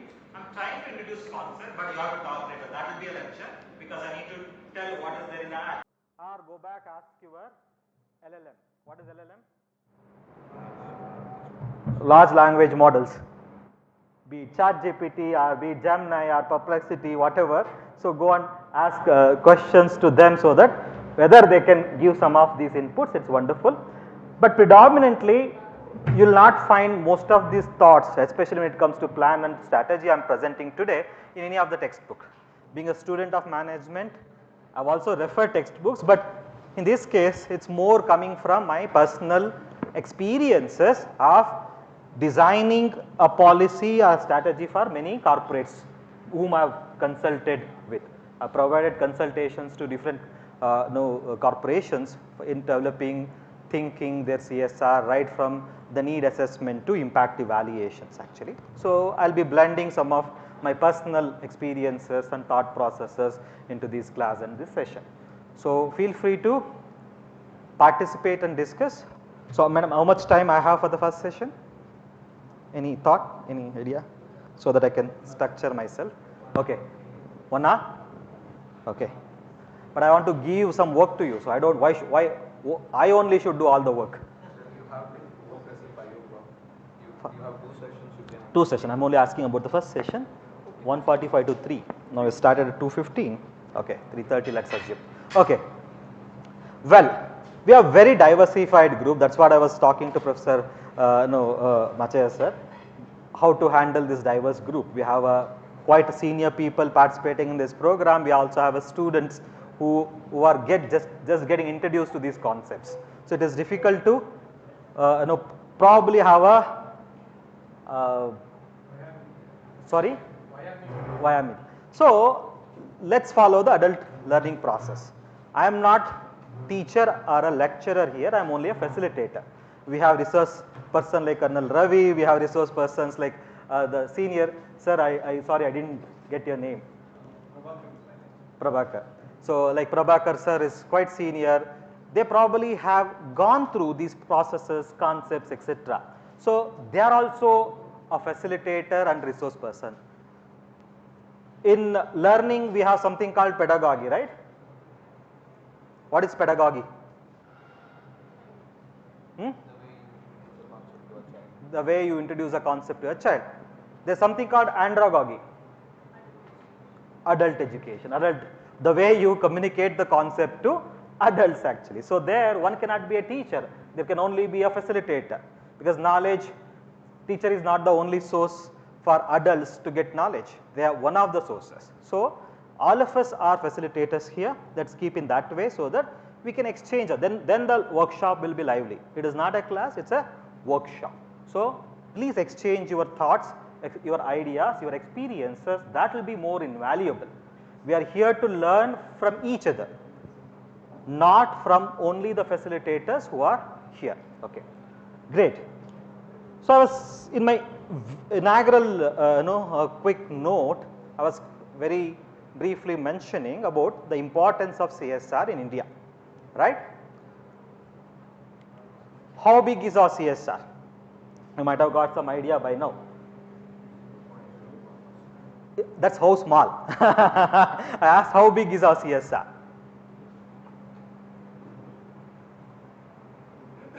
Why should we even think about CSR? See, I am of the believer, unless you are convinced that you should learn this concept, you should do this work, you should not be learning, you should not be doing that work. That conviction should be there right at the beginning. I should decide that okay, next 1 hour I should invest my time to learn something about the CSR.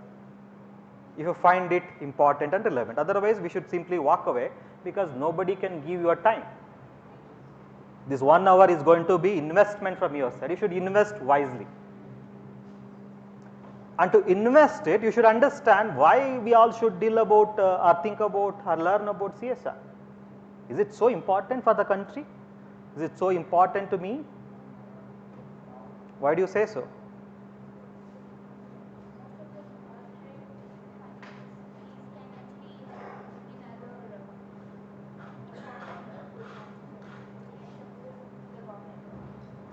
So, because corporates can support the country's development, okay, that is what she says.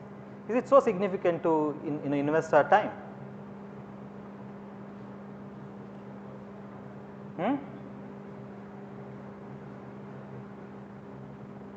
See, if you go through some numbers, CSR spending has grown at 13% over the last 5 years, reaching 3.3 billion, that is in terms of Indian currency 27,000 crores in 2022, while it grew at slower pace in 2022 because of COVID and other reasons probably. We expect it to sustain its historical growth and reach 6.4 billion, that is 52,000 crores by 2027. The CSR kitty of this country is going to be how much? 57,000, 52,000 or 57,000, there are different estimates, 52,000 crores in this country. It is big. Is it very big? In terms of relative terms, if you put together all the budget of state and central government in the year 2020-21, it was 89 lakh crores, nearly 90 crores. Now it has increased. If you take 24-25 budget, every state is talking in terms of 2 lakh crores, 3 lakh crores, etc. in India. So it will be not less than a lakh crores in India. So if you take a percentage, as I said, it is around 0.6 to 0.4%. If you compare it with present budget, it will be 0.4%. Earlier budget, it was 0.6%. Now you think it is big? Not big enough, right? Then we should all learn about government responsibility, not corporate responsibility, because government is at the all-time high contributor towards the development. They invest a lot of money for developmental activities. But still it matters, still it is very important for in India. Why?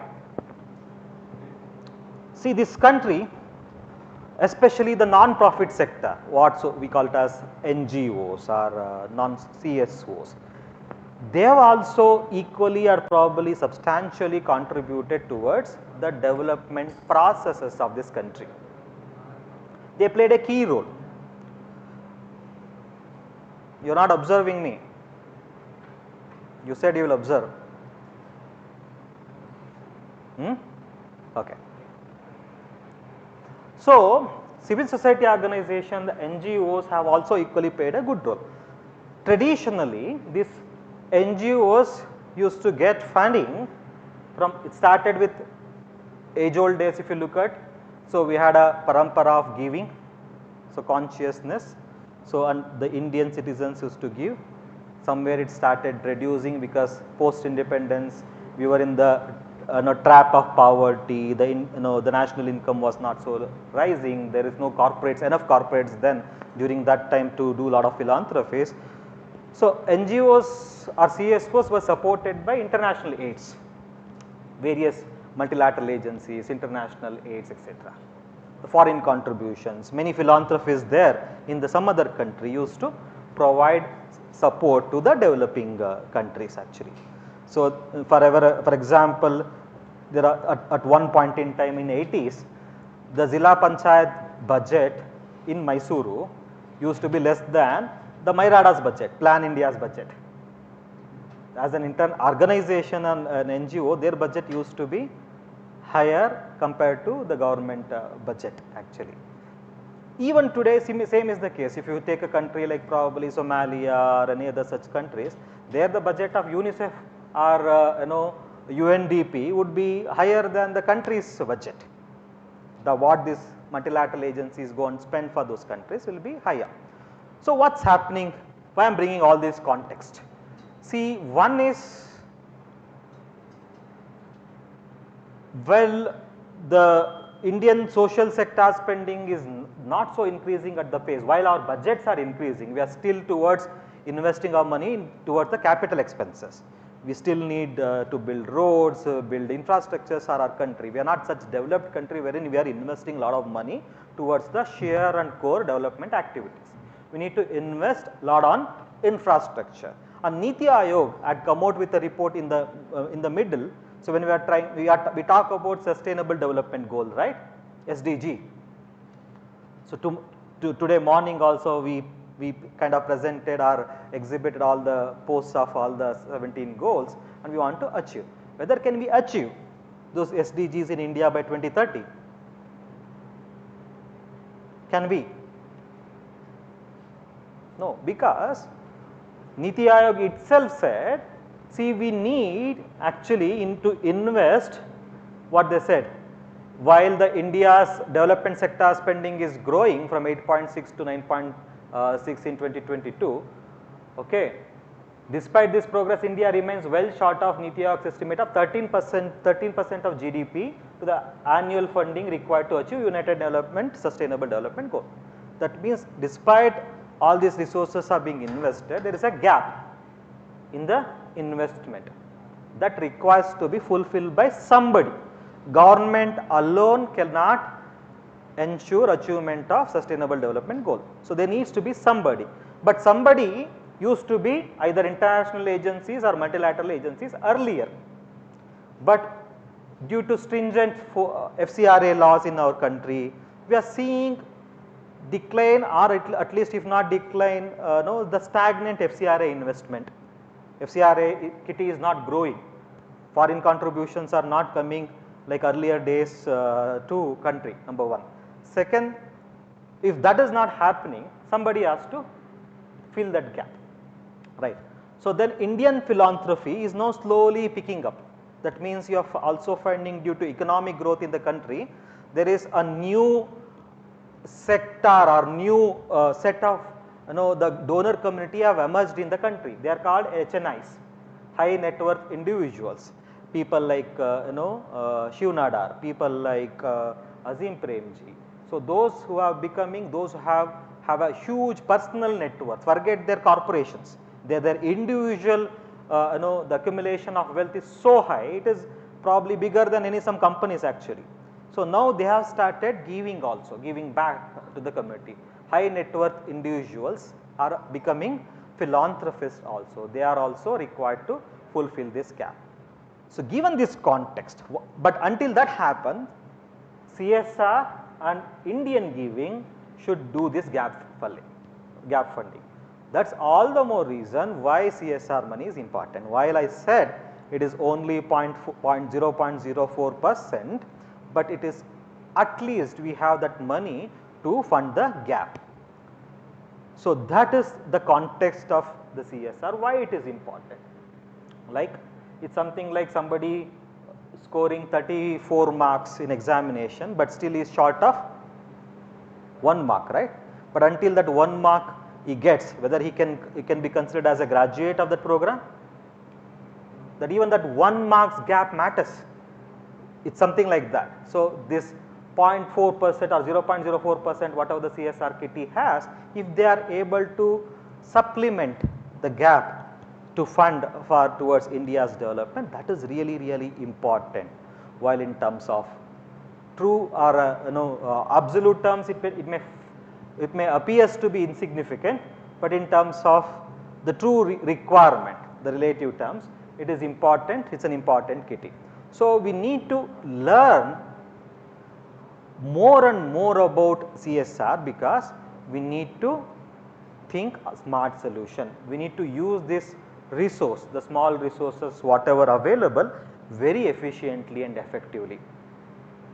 That is the reason we are having a workshop like this. That is the reason, so we are trying to capacitate people like you who are presently or in future going to work in these corporations, because if you understand the significance of CSR, then you make a better and appropriate decisions. You invest time in terms of properly understanding the problem and developing a plan towards it, developing a strategy and plan towards it. Otherwise, my problem is whenever I used to interact with the CSRs in the initial days, the plans used to happen, the projects used to be decided in the boardrooms, because they always thought it is an expenditure to the company. Why I even should invest time to think how I should spend this money? If I invest the same time to how I make money, that is more beneficial for me, right, in the context of a company. If I as a board member of a company, my entire the management or a board would like to expect me, my time is invested productively. What is meaning of productivity to them is bringing more and more dividend for their shareholders, right, increasing that income. That will become the focus and the context of the company, unless they understand, okay, we have a larger societal responsibility and this money is not insignificant to kind of neglect and say let somebody handle the way they want or simply give some donations. Even I have seen some of the large companies never used to have their CSR arms within the company. Even today some of the companies, even they are large enough to have a CSR team, they do not have a CSR team within the organization. They make normally either the CHRO or CFO to take care of CSR because it is an expenditure portfolio. It is not a revenue portfolio for many companies, right? They do not get anything out of CSR. That is what many companies think. And when that is the thinking currently, can you expect them to spend time, develop a strategy, kind of invest their time to utilize this money effectively? But the change on the dimension of thinking required to be, we need to understand, hey, this is not a expenditure, this is not just small money, this is significant because we are going to fund the gap and we are going to bring innovate effective solutions. As I said in the morning, so we need to think about bringing innovative solutions, cost effective solutions using this money.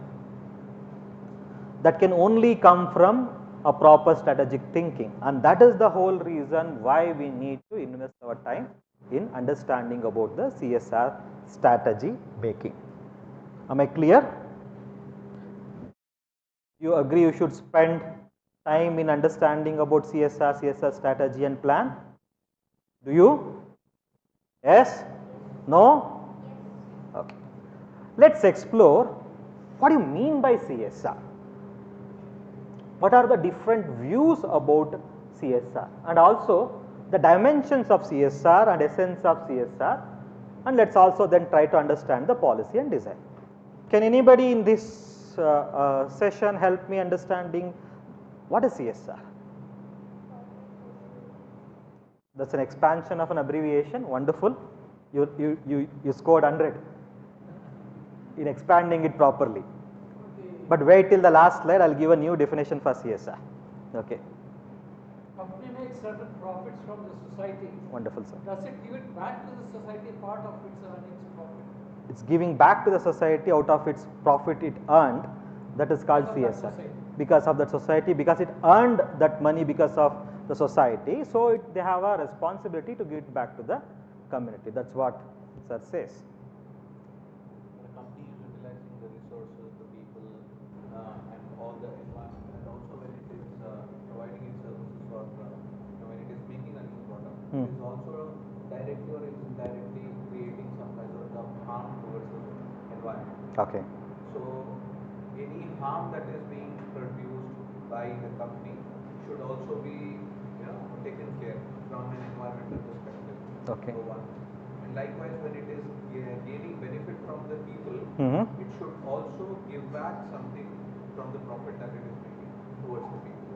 Okay. These should be the two objectives. Wonderful, wonderful. So how many of you are from business management course here? All of you are? So all of you at least wearing blazer and tie, I can, by your, the dress I can make you are a student of management, right? In which semester you are? Third semester. Then you would have gone through the BE classes, right? What is BE? Huh? Business environment, okay. What is which textbooks, by the way, these days you are referring to? Textbooks or ChatGPT? ChatGPT more, okay. Can you tell me any, the textbook you are referring these days? Which authors? Huh? Business environment? No sir, Xerox notes. Okay. See, I still remember the first sentence I learnt in my business environment class is business cannot operate in isolation. That is the beautiful sentence. So long before all the CSR classes and concepts emerged, it was beautifully summarized in the BE. That's, hey, you may be doing your business, but your business cannot happen in isolation, and you are not the only entity responsible or take the credit of earning profit for your corporation.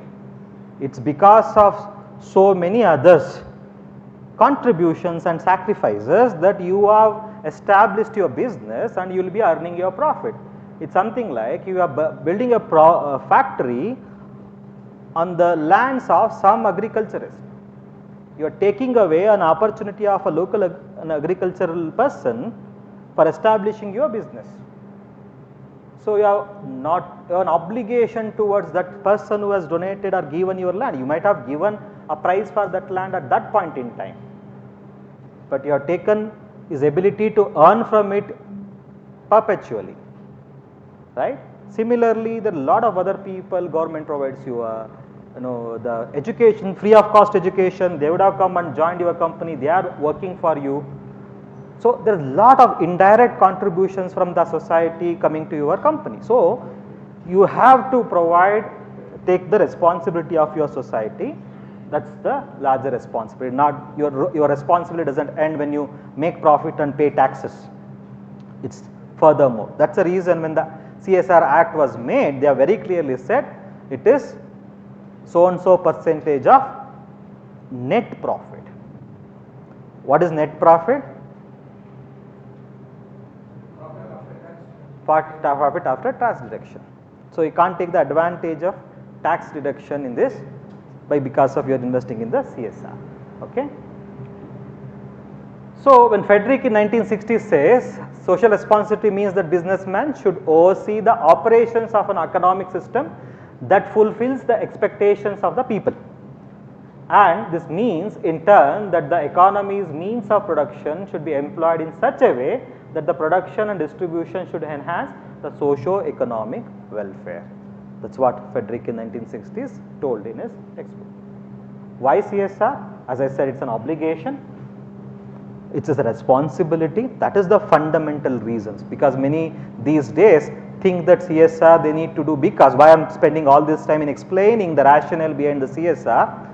Otherwise these days kids, those who have come after 2010 to the sector, they say it is because it's a compliance.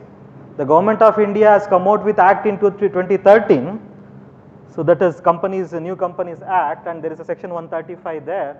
So because of that we need to spend or invest in CSR, otherwise we don't have to. No, it is not. One, there is a larger social reasons. Come on, it is not government of India telling, it is your business gurus, not sociologists, your own business gurus, be it Kotler, be it whoever.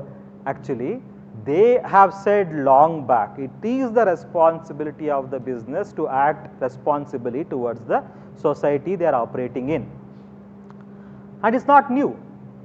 If you look at Indian independence movement, we are all independent in India today because of CSR. Do you agree? It's Bajaj, it is Tata's then, it is whoever, Goenka's then. Actually, they contributed their support and money towards the freedom fighters. It could be taking care of Gandhiji's expenditures to various other freedom fighters. Where the money was coming from? People are fighting, but who was supporting them? It was the philanthropist, it was actually the companies. Out of their profit they used to provide money to all these social causes. Otherwise I would say India wouldn't have been independent probably so fast. They still needed resources to fight, communicate and all those things, right? So it is the responsibility, and corporations have always stood up to the societal cost from the ages actually. And also another angle is they need to build a goodwill. It's true, let's be practical. It's not only the societal reasons, or it is not just because of the compliance. They also continued. Actually the biggest investment of any business is goodwill. So if Tata's even tomorrow comes out with some new product, and some other new company comes out with another product, probably better quality, you'll still go with Tata, because you somehow feel that the products come from them is of good quality, because they have earned goodwill so much, and you don't have to, you don't think twice probably before going to some of the brand's products, because sometimes you may get alternative, better quality products in the market, but you still go with that agency, that corporation's product, because they have earned goodwill. So goodwill is the most important thing for any entity, especially a business houses, to get more and more shareholders investment. If they have to continue to grow, where the spirit or motivation comes to the general investors. See, all these big corporations, it is not some small tiny investors have, or no, some small number of investors have invested. It is all of us. Most of us who probably trade in mutual fund, trade in shares, we have invested, right? So for that you need a goodwill. Why masses invest in a corporation? It's only and mainly because of the goodwill. First trust comes, then the profit. We don't even know whether this new venture started today earns a profit, but still people invest in them. When probably Ola came with an IPO, or when recently some other organization is coming with an IPO, we all go and invest, right? So it's the first time they are coming to the market, but still we invest because it's a goodwill probably they have earned. So goodwill also, why, that's the reason we have a CSR investment. From the shareholders' view, initially they all thought it's not the responsibility of a business, because we had this argument even when CSR Act invoked in our country, many corporates or capitalists argued that why are you bringing us to this business? It's none of our business. Doing business is our business, not the CSR. See, we are good in making cars, making soaps, etc. Let us do it. We pay you taxes. You take care of the development. Government, you better take care of the developmental initiative. Why we? We are responsible to shareholders, not to anybody else. That's what their argument was. And corporate management cannot decide the social development issue or societal interest, and cost of social responsibility which do not increase the value of stock will be passed on to the consumers. Ultimately, there is some cost to everything. There is no free lunch in the world, right? Somebody will be paying for something, right? See, today we are offering this course at the very damn cheap subsidized rate, right? 499 something to the students, or some 1000 rupees for, right sir? Do you think that is the real cost of this course? That actually if I equate into my market rate, that cannot even pay my 2 days of expenses. Today what I go and charge to corporates when I give my consultations, I charge more. But we are doing with the societal interest, number one, but somebody is paying. It is Gram is subsidizing its cost heavily, it is Mahajanas contributing from its kitty towards this cost. Somebody is paying. Similarly, what corporates also argued, if we are investing our time and resources to think about CSR, implement CSR, it takes away our ability to earn more revenue to our shareholders. Ultimately, it's the shareholders would pay. But the multiple stakeholders' views, it came and said, see, all customers and employees are treated with dignity, and relationships with suppliers must be based on mutual trust and belief in fair economic competition, and business can contribute to social reform and honor human rights. That's a multi-stakeholder view. It goes back to the BE, business environment views actually, basically. And the dimensions of CSR, there is an economic dimension. So if you only think from economic dimensions, you may limit yourself saying that responsibility is towards earning profit to owners. But when you take it from the legal dimension, responsibility to comply with the law. So you have to implement it. So there is a law in the country which mandates every company to invest in CSR. And if you think from the ethical dimension, not acting just for profit, but doing what is right and just for fair. It says, as we all discussed, no, you have a larger responsibility. And voluntary and philanthropic perspective are dimensions. It is important for every entity operating in this country to focus on promoting human welfare and being a good corporate citizen contributing to the community and their quality of life. So then you have a responsibility towards that. From these 4 dimensions we think CSR.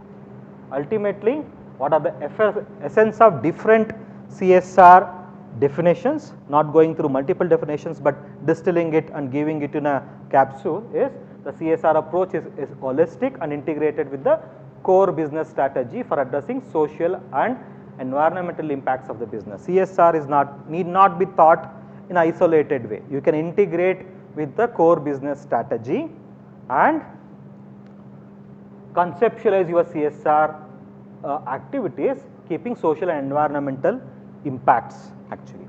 And CSR needs to address the well-being of all stakeholders and not only company shareholders. As I said, company is not thriving or being there only because of shareholders. There is a lot of invisible stakeholders. As I said, it could be a local farmer to local gardener to so many other people who will be contributing towards the company's business. And philanthropic activities are only a part of CSR, which otherwise constitutes a much larger set of activities entitling strategic business benefit. See, of course, you need to continue to do your business. That's your larger responsibility. You need to earn more and more profit to the country. That's your larger responsibility. And that is your core responsibility, and philanthropic and CSR activity can be a part of your entity. So that's the reason when the government made act, they also provide different alternatives to the company, different vehicles to manage your CSR without affecting your core business also. We'll come to that. Okay. While of course there is a charity principle and there is a stewardness principle, it is covered there. I will skip this for the want of time. When it comes to stakeholders of development, we believe there are 4 stakeholders in the development. It is not only the government and the community, it is corporate and the civil society organization, including academia, are the stakeholders in the overall process of development. Unless academia produces qualified people, human resources, corporates cannot thrive. Unless corporates do business and earn revenue and earn your GDPs and GSDPs, etc., what is there to govern? Government cannot do anything. Government requires revenue and taxes to do their business, conduct their business, right? Government need that revenue. And ultimately, you need a people in the whole process, and it is for them you are doing the development. Even if 2 of us are not there, like CSOs or corporates are not there, society will continue. The requires to people will be there, and government they'll form. From ages there are different forms of government. There was government when the tribal was also leaving, like it may not be a democratically elected government, but they had their own forms of government everywhere. Every civilization had their own government. These 2 structures will continue. But why these 2? Why these other 2 required to play a major role? Because we are here to play the role of catalyst. Without us also something, this word keep continuing, but we are here to expedite the process of development, to catalyze the process of development. Somebody from the chemistry would know. We use catalyst in the laboratories, right? Because when 2 compounds we put it together and it is taking time to come out with 3rd compound or probably show its changes. So to expedite the process of reaction between the 2 compounds, we add catalyst, a 3rd chemical. So it increases the pace of the reaction actually. It expedites, it is kind of makes it shorter. Similarly, we are here to, whether it is NGOs or academia, we are here to play the role of catalyst to add more fastness to the development, to bring more quality and efficiency into the process of development. And coming to the spirit of the act, legal reasons why we should do a CSR in this country. It is Schedule 7 of the Act, the Companies Act 2013, which lists out the CSR activities, suggests communities to be a focal point. It says you need to keep community in the focal point and do activities suggested in the Schedule 7. Okay. And On the other hand, by discussing a company's relation to its stakeholders and integrating CSR into its core operation, the rule suggests that CSR needs to go beyond communities and beyond the concept of philanthropy. They very clearly say that it is not just issuing checks. Why we are talking about CSR? Because there is a provision in the Companies Act that without even thinking about anything about CSR, companies can still cut a check and give it to Prime Minister's Welfare Fund. If they simply cut check and give it to the Prime Minister Welfare Fund also, their legal obligation is taken care. Nobody would question them. It is also doing your CSR, but government could have simply suggested that, right? It is more easy for government because they would get all the money, but they didn't say that. They say you should go, a company should go beyond philanthropic mode of operation. You should consider the stakeholdership. You should also go beyond community. It is not just doing good where you are operating, but unfortunately, I would like to clarify to many of my corporate friends here, there is no stipulation that says company that you need to operate within 10-kilometer radius of your company. Because many have misunderstood this provision. They said your priority could be the area wherein you are operating. Because they think you are operating, you should do something locally. That should be the priority. But unfortunately, what is the scenario of our country? If you see, this is the one area where you find all the industries together, right? See, in the entire Mysuru district, you will only find industries in Nanjangud and Mysuru Taluka. What should be the plight of Hunsuru, HD Kote, Piriyapatna, etc. in Mysuru? Take Mysuru's own case. There are various other blocks which are where the industrial clusters are not developed by design. It is not their fault. That blocks did not say that they don't want to have the companies. It is the government, they made policy that we are going to develop a KIDB industrial area in Metegalli, Hootagalli, or Hebbala in Mysuru, or it is Tandavpura in Nanjangudu, or now Hadakanalli in Nanjangudu. They said we are going to develop an industrial cluster because they can give a better amenities infrastructure in one area. Okay, they can create all the required infrastructure in one area. That doesn't mean that CSR required to be only invested in this area, or the other communities living in other areas, they simply cannot be evaded with this advantage of this benefit. Do you agree? So Act is also very clear. Nowhere Act is saying you should do your CSR wherever you are established. You can go beyond your communities, where you find your community actually, where you are operating. You can prioritize, but there is no stipulation that you have to do it only in that district and that country. Unfortunately, even today in India, more than 60 to 80% of the resources are being invested in only 3 states. It is Maharashtra, Karnataka and Tamil Nadu. Highest investment is happening because that is where you will find more, either the corporate office is established there, or the companies more are established there. So you will find more expenses there, more expenditures happening even within the states. When it comes to Karnataka, say our own state, the most investment is happening around Bangalore and Mysore.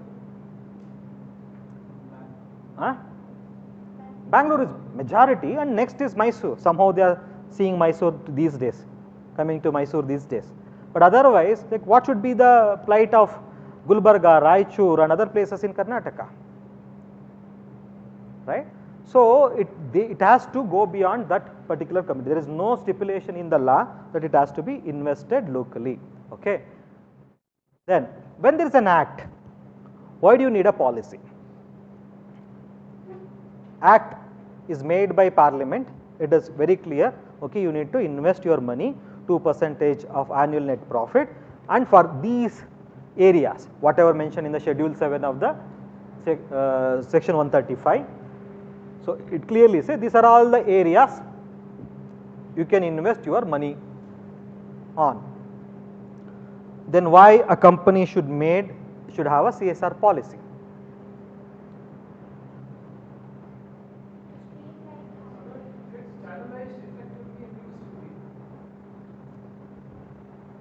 by following the act also you will get channelized.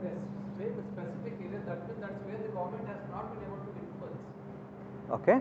So you want these people to come in there and augment it. No, government is very clear in saying, so these are all the only areas where you can invest your money. In Schedule 7, Section 135, Schedule 7, very clearly saying that these are all the 10 or 12 different areas, subject matters, you can invest your money for. So they are very clearly stipulated. You don't have latitude more than that. But you can intelligently plan everything under the sun can be brought under that 10, 12 activities actually, whatever the broad themes they have set. But that's a different issue. But they have very clearly defined where your money should go, to which sectors, which subject matters. But why do we think a company should have a CSR policy? Government also at the CSR also should not work at cross purpose of the same. Okay. Government and CSR would not work at the cross purpose. That's the reason we need to have a policy.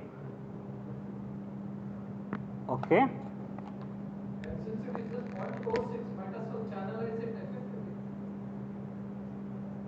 Okay. Now you are taking that reference. It's because less we need to effectively use it. Okay. Why an organization needs a policy? It should be return on investment. Can you expect ROI in CSR? At a different level, not from the profit point, but it can be from human development. Okay. Okay. So to expect something in return for the policy. So sorry, for the CSR activity. Okay. Policy is a document that gives us a vision towards Wonderful. where we are going to invest Wonderful. and how we are going to invest. Okay.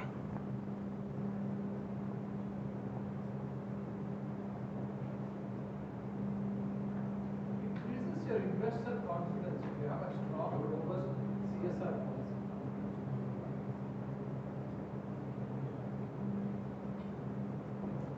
Priorities Along will be with set. this, what I feel is to maintain accountability and transparency also. That's also very important.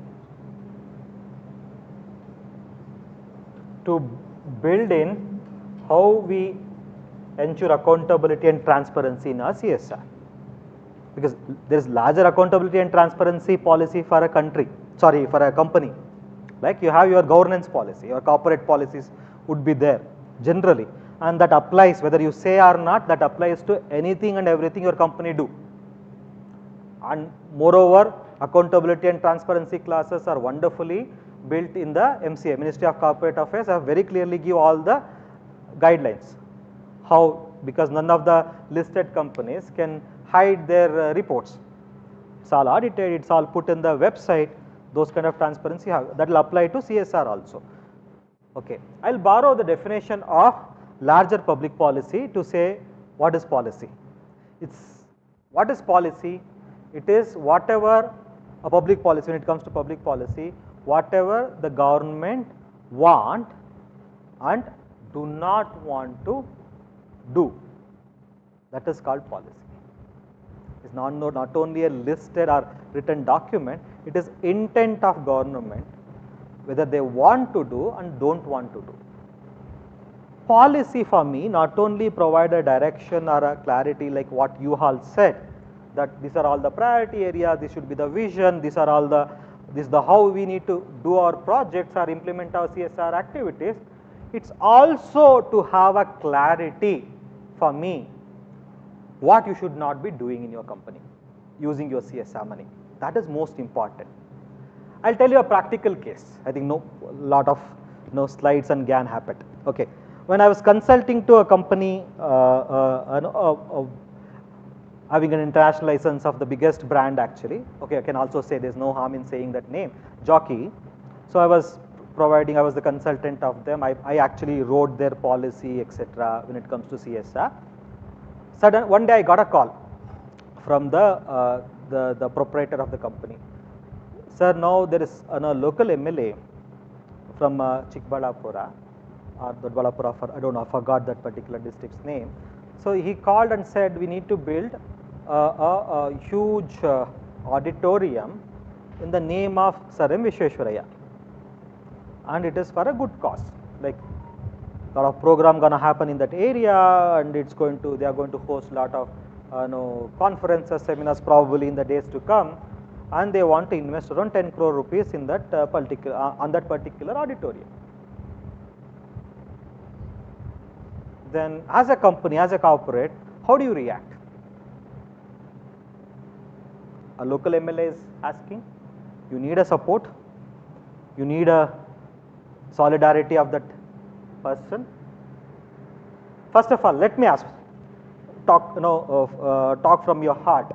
Would you say a company having its annual CSR kitty of 10 crore rupees, and someone comes, says, I'm building a multi level kind of a state of the art auditorium, and you need to invest your money in auditorium, would you simply say yes? Why not? It's a good cause, right? Is that the only cause of the company? It is also invested elsewhere. Okay, good question. Is that the only cause of the company? Wonderful. That is another reason why you need a company, because under the Companies Act, it is allowed, the Corporate CSR Act, it is allowed. As an MLA, I can ask you to fund that for that particular activity happening in my constituency, and you can't say it is not permitted. It is allowed under the CSR Act, but somehow your conscience says that is not the only cause, and we are not in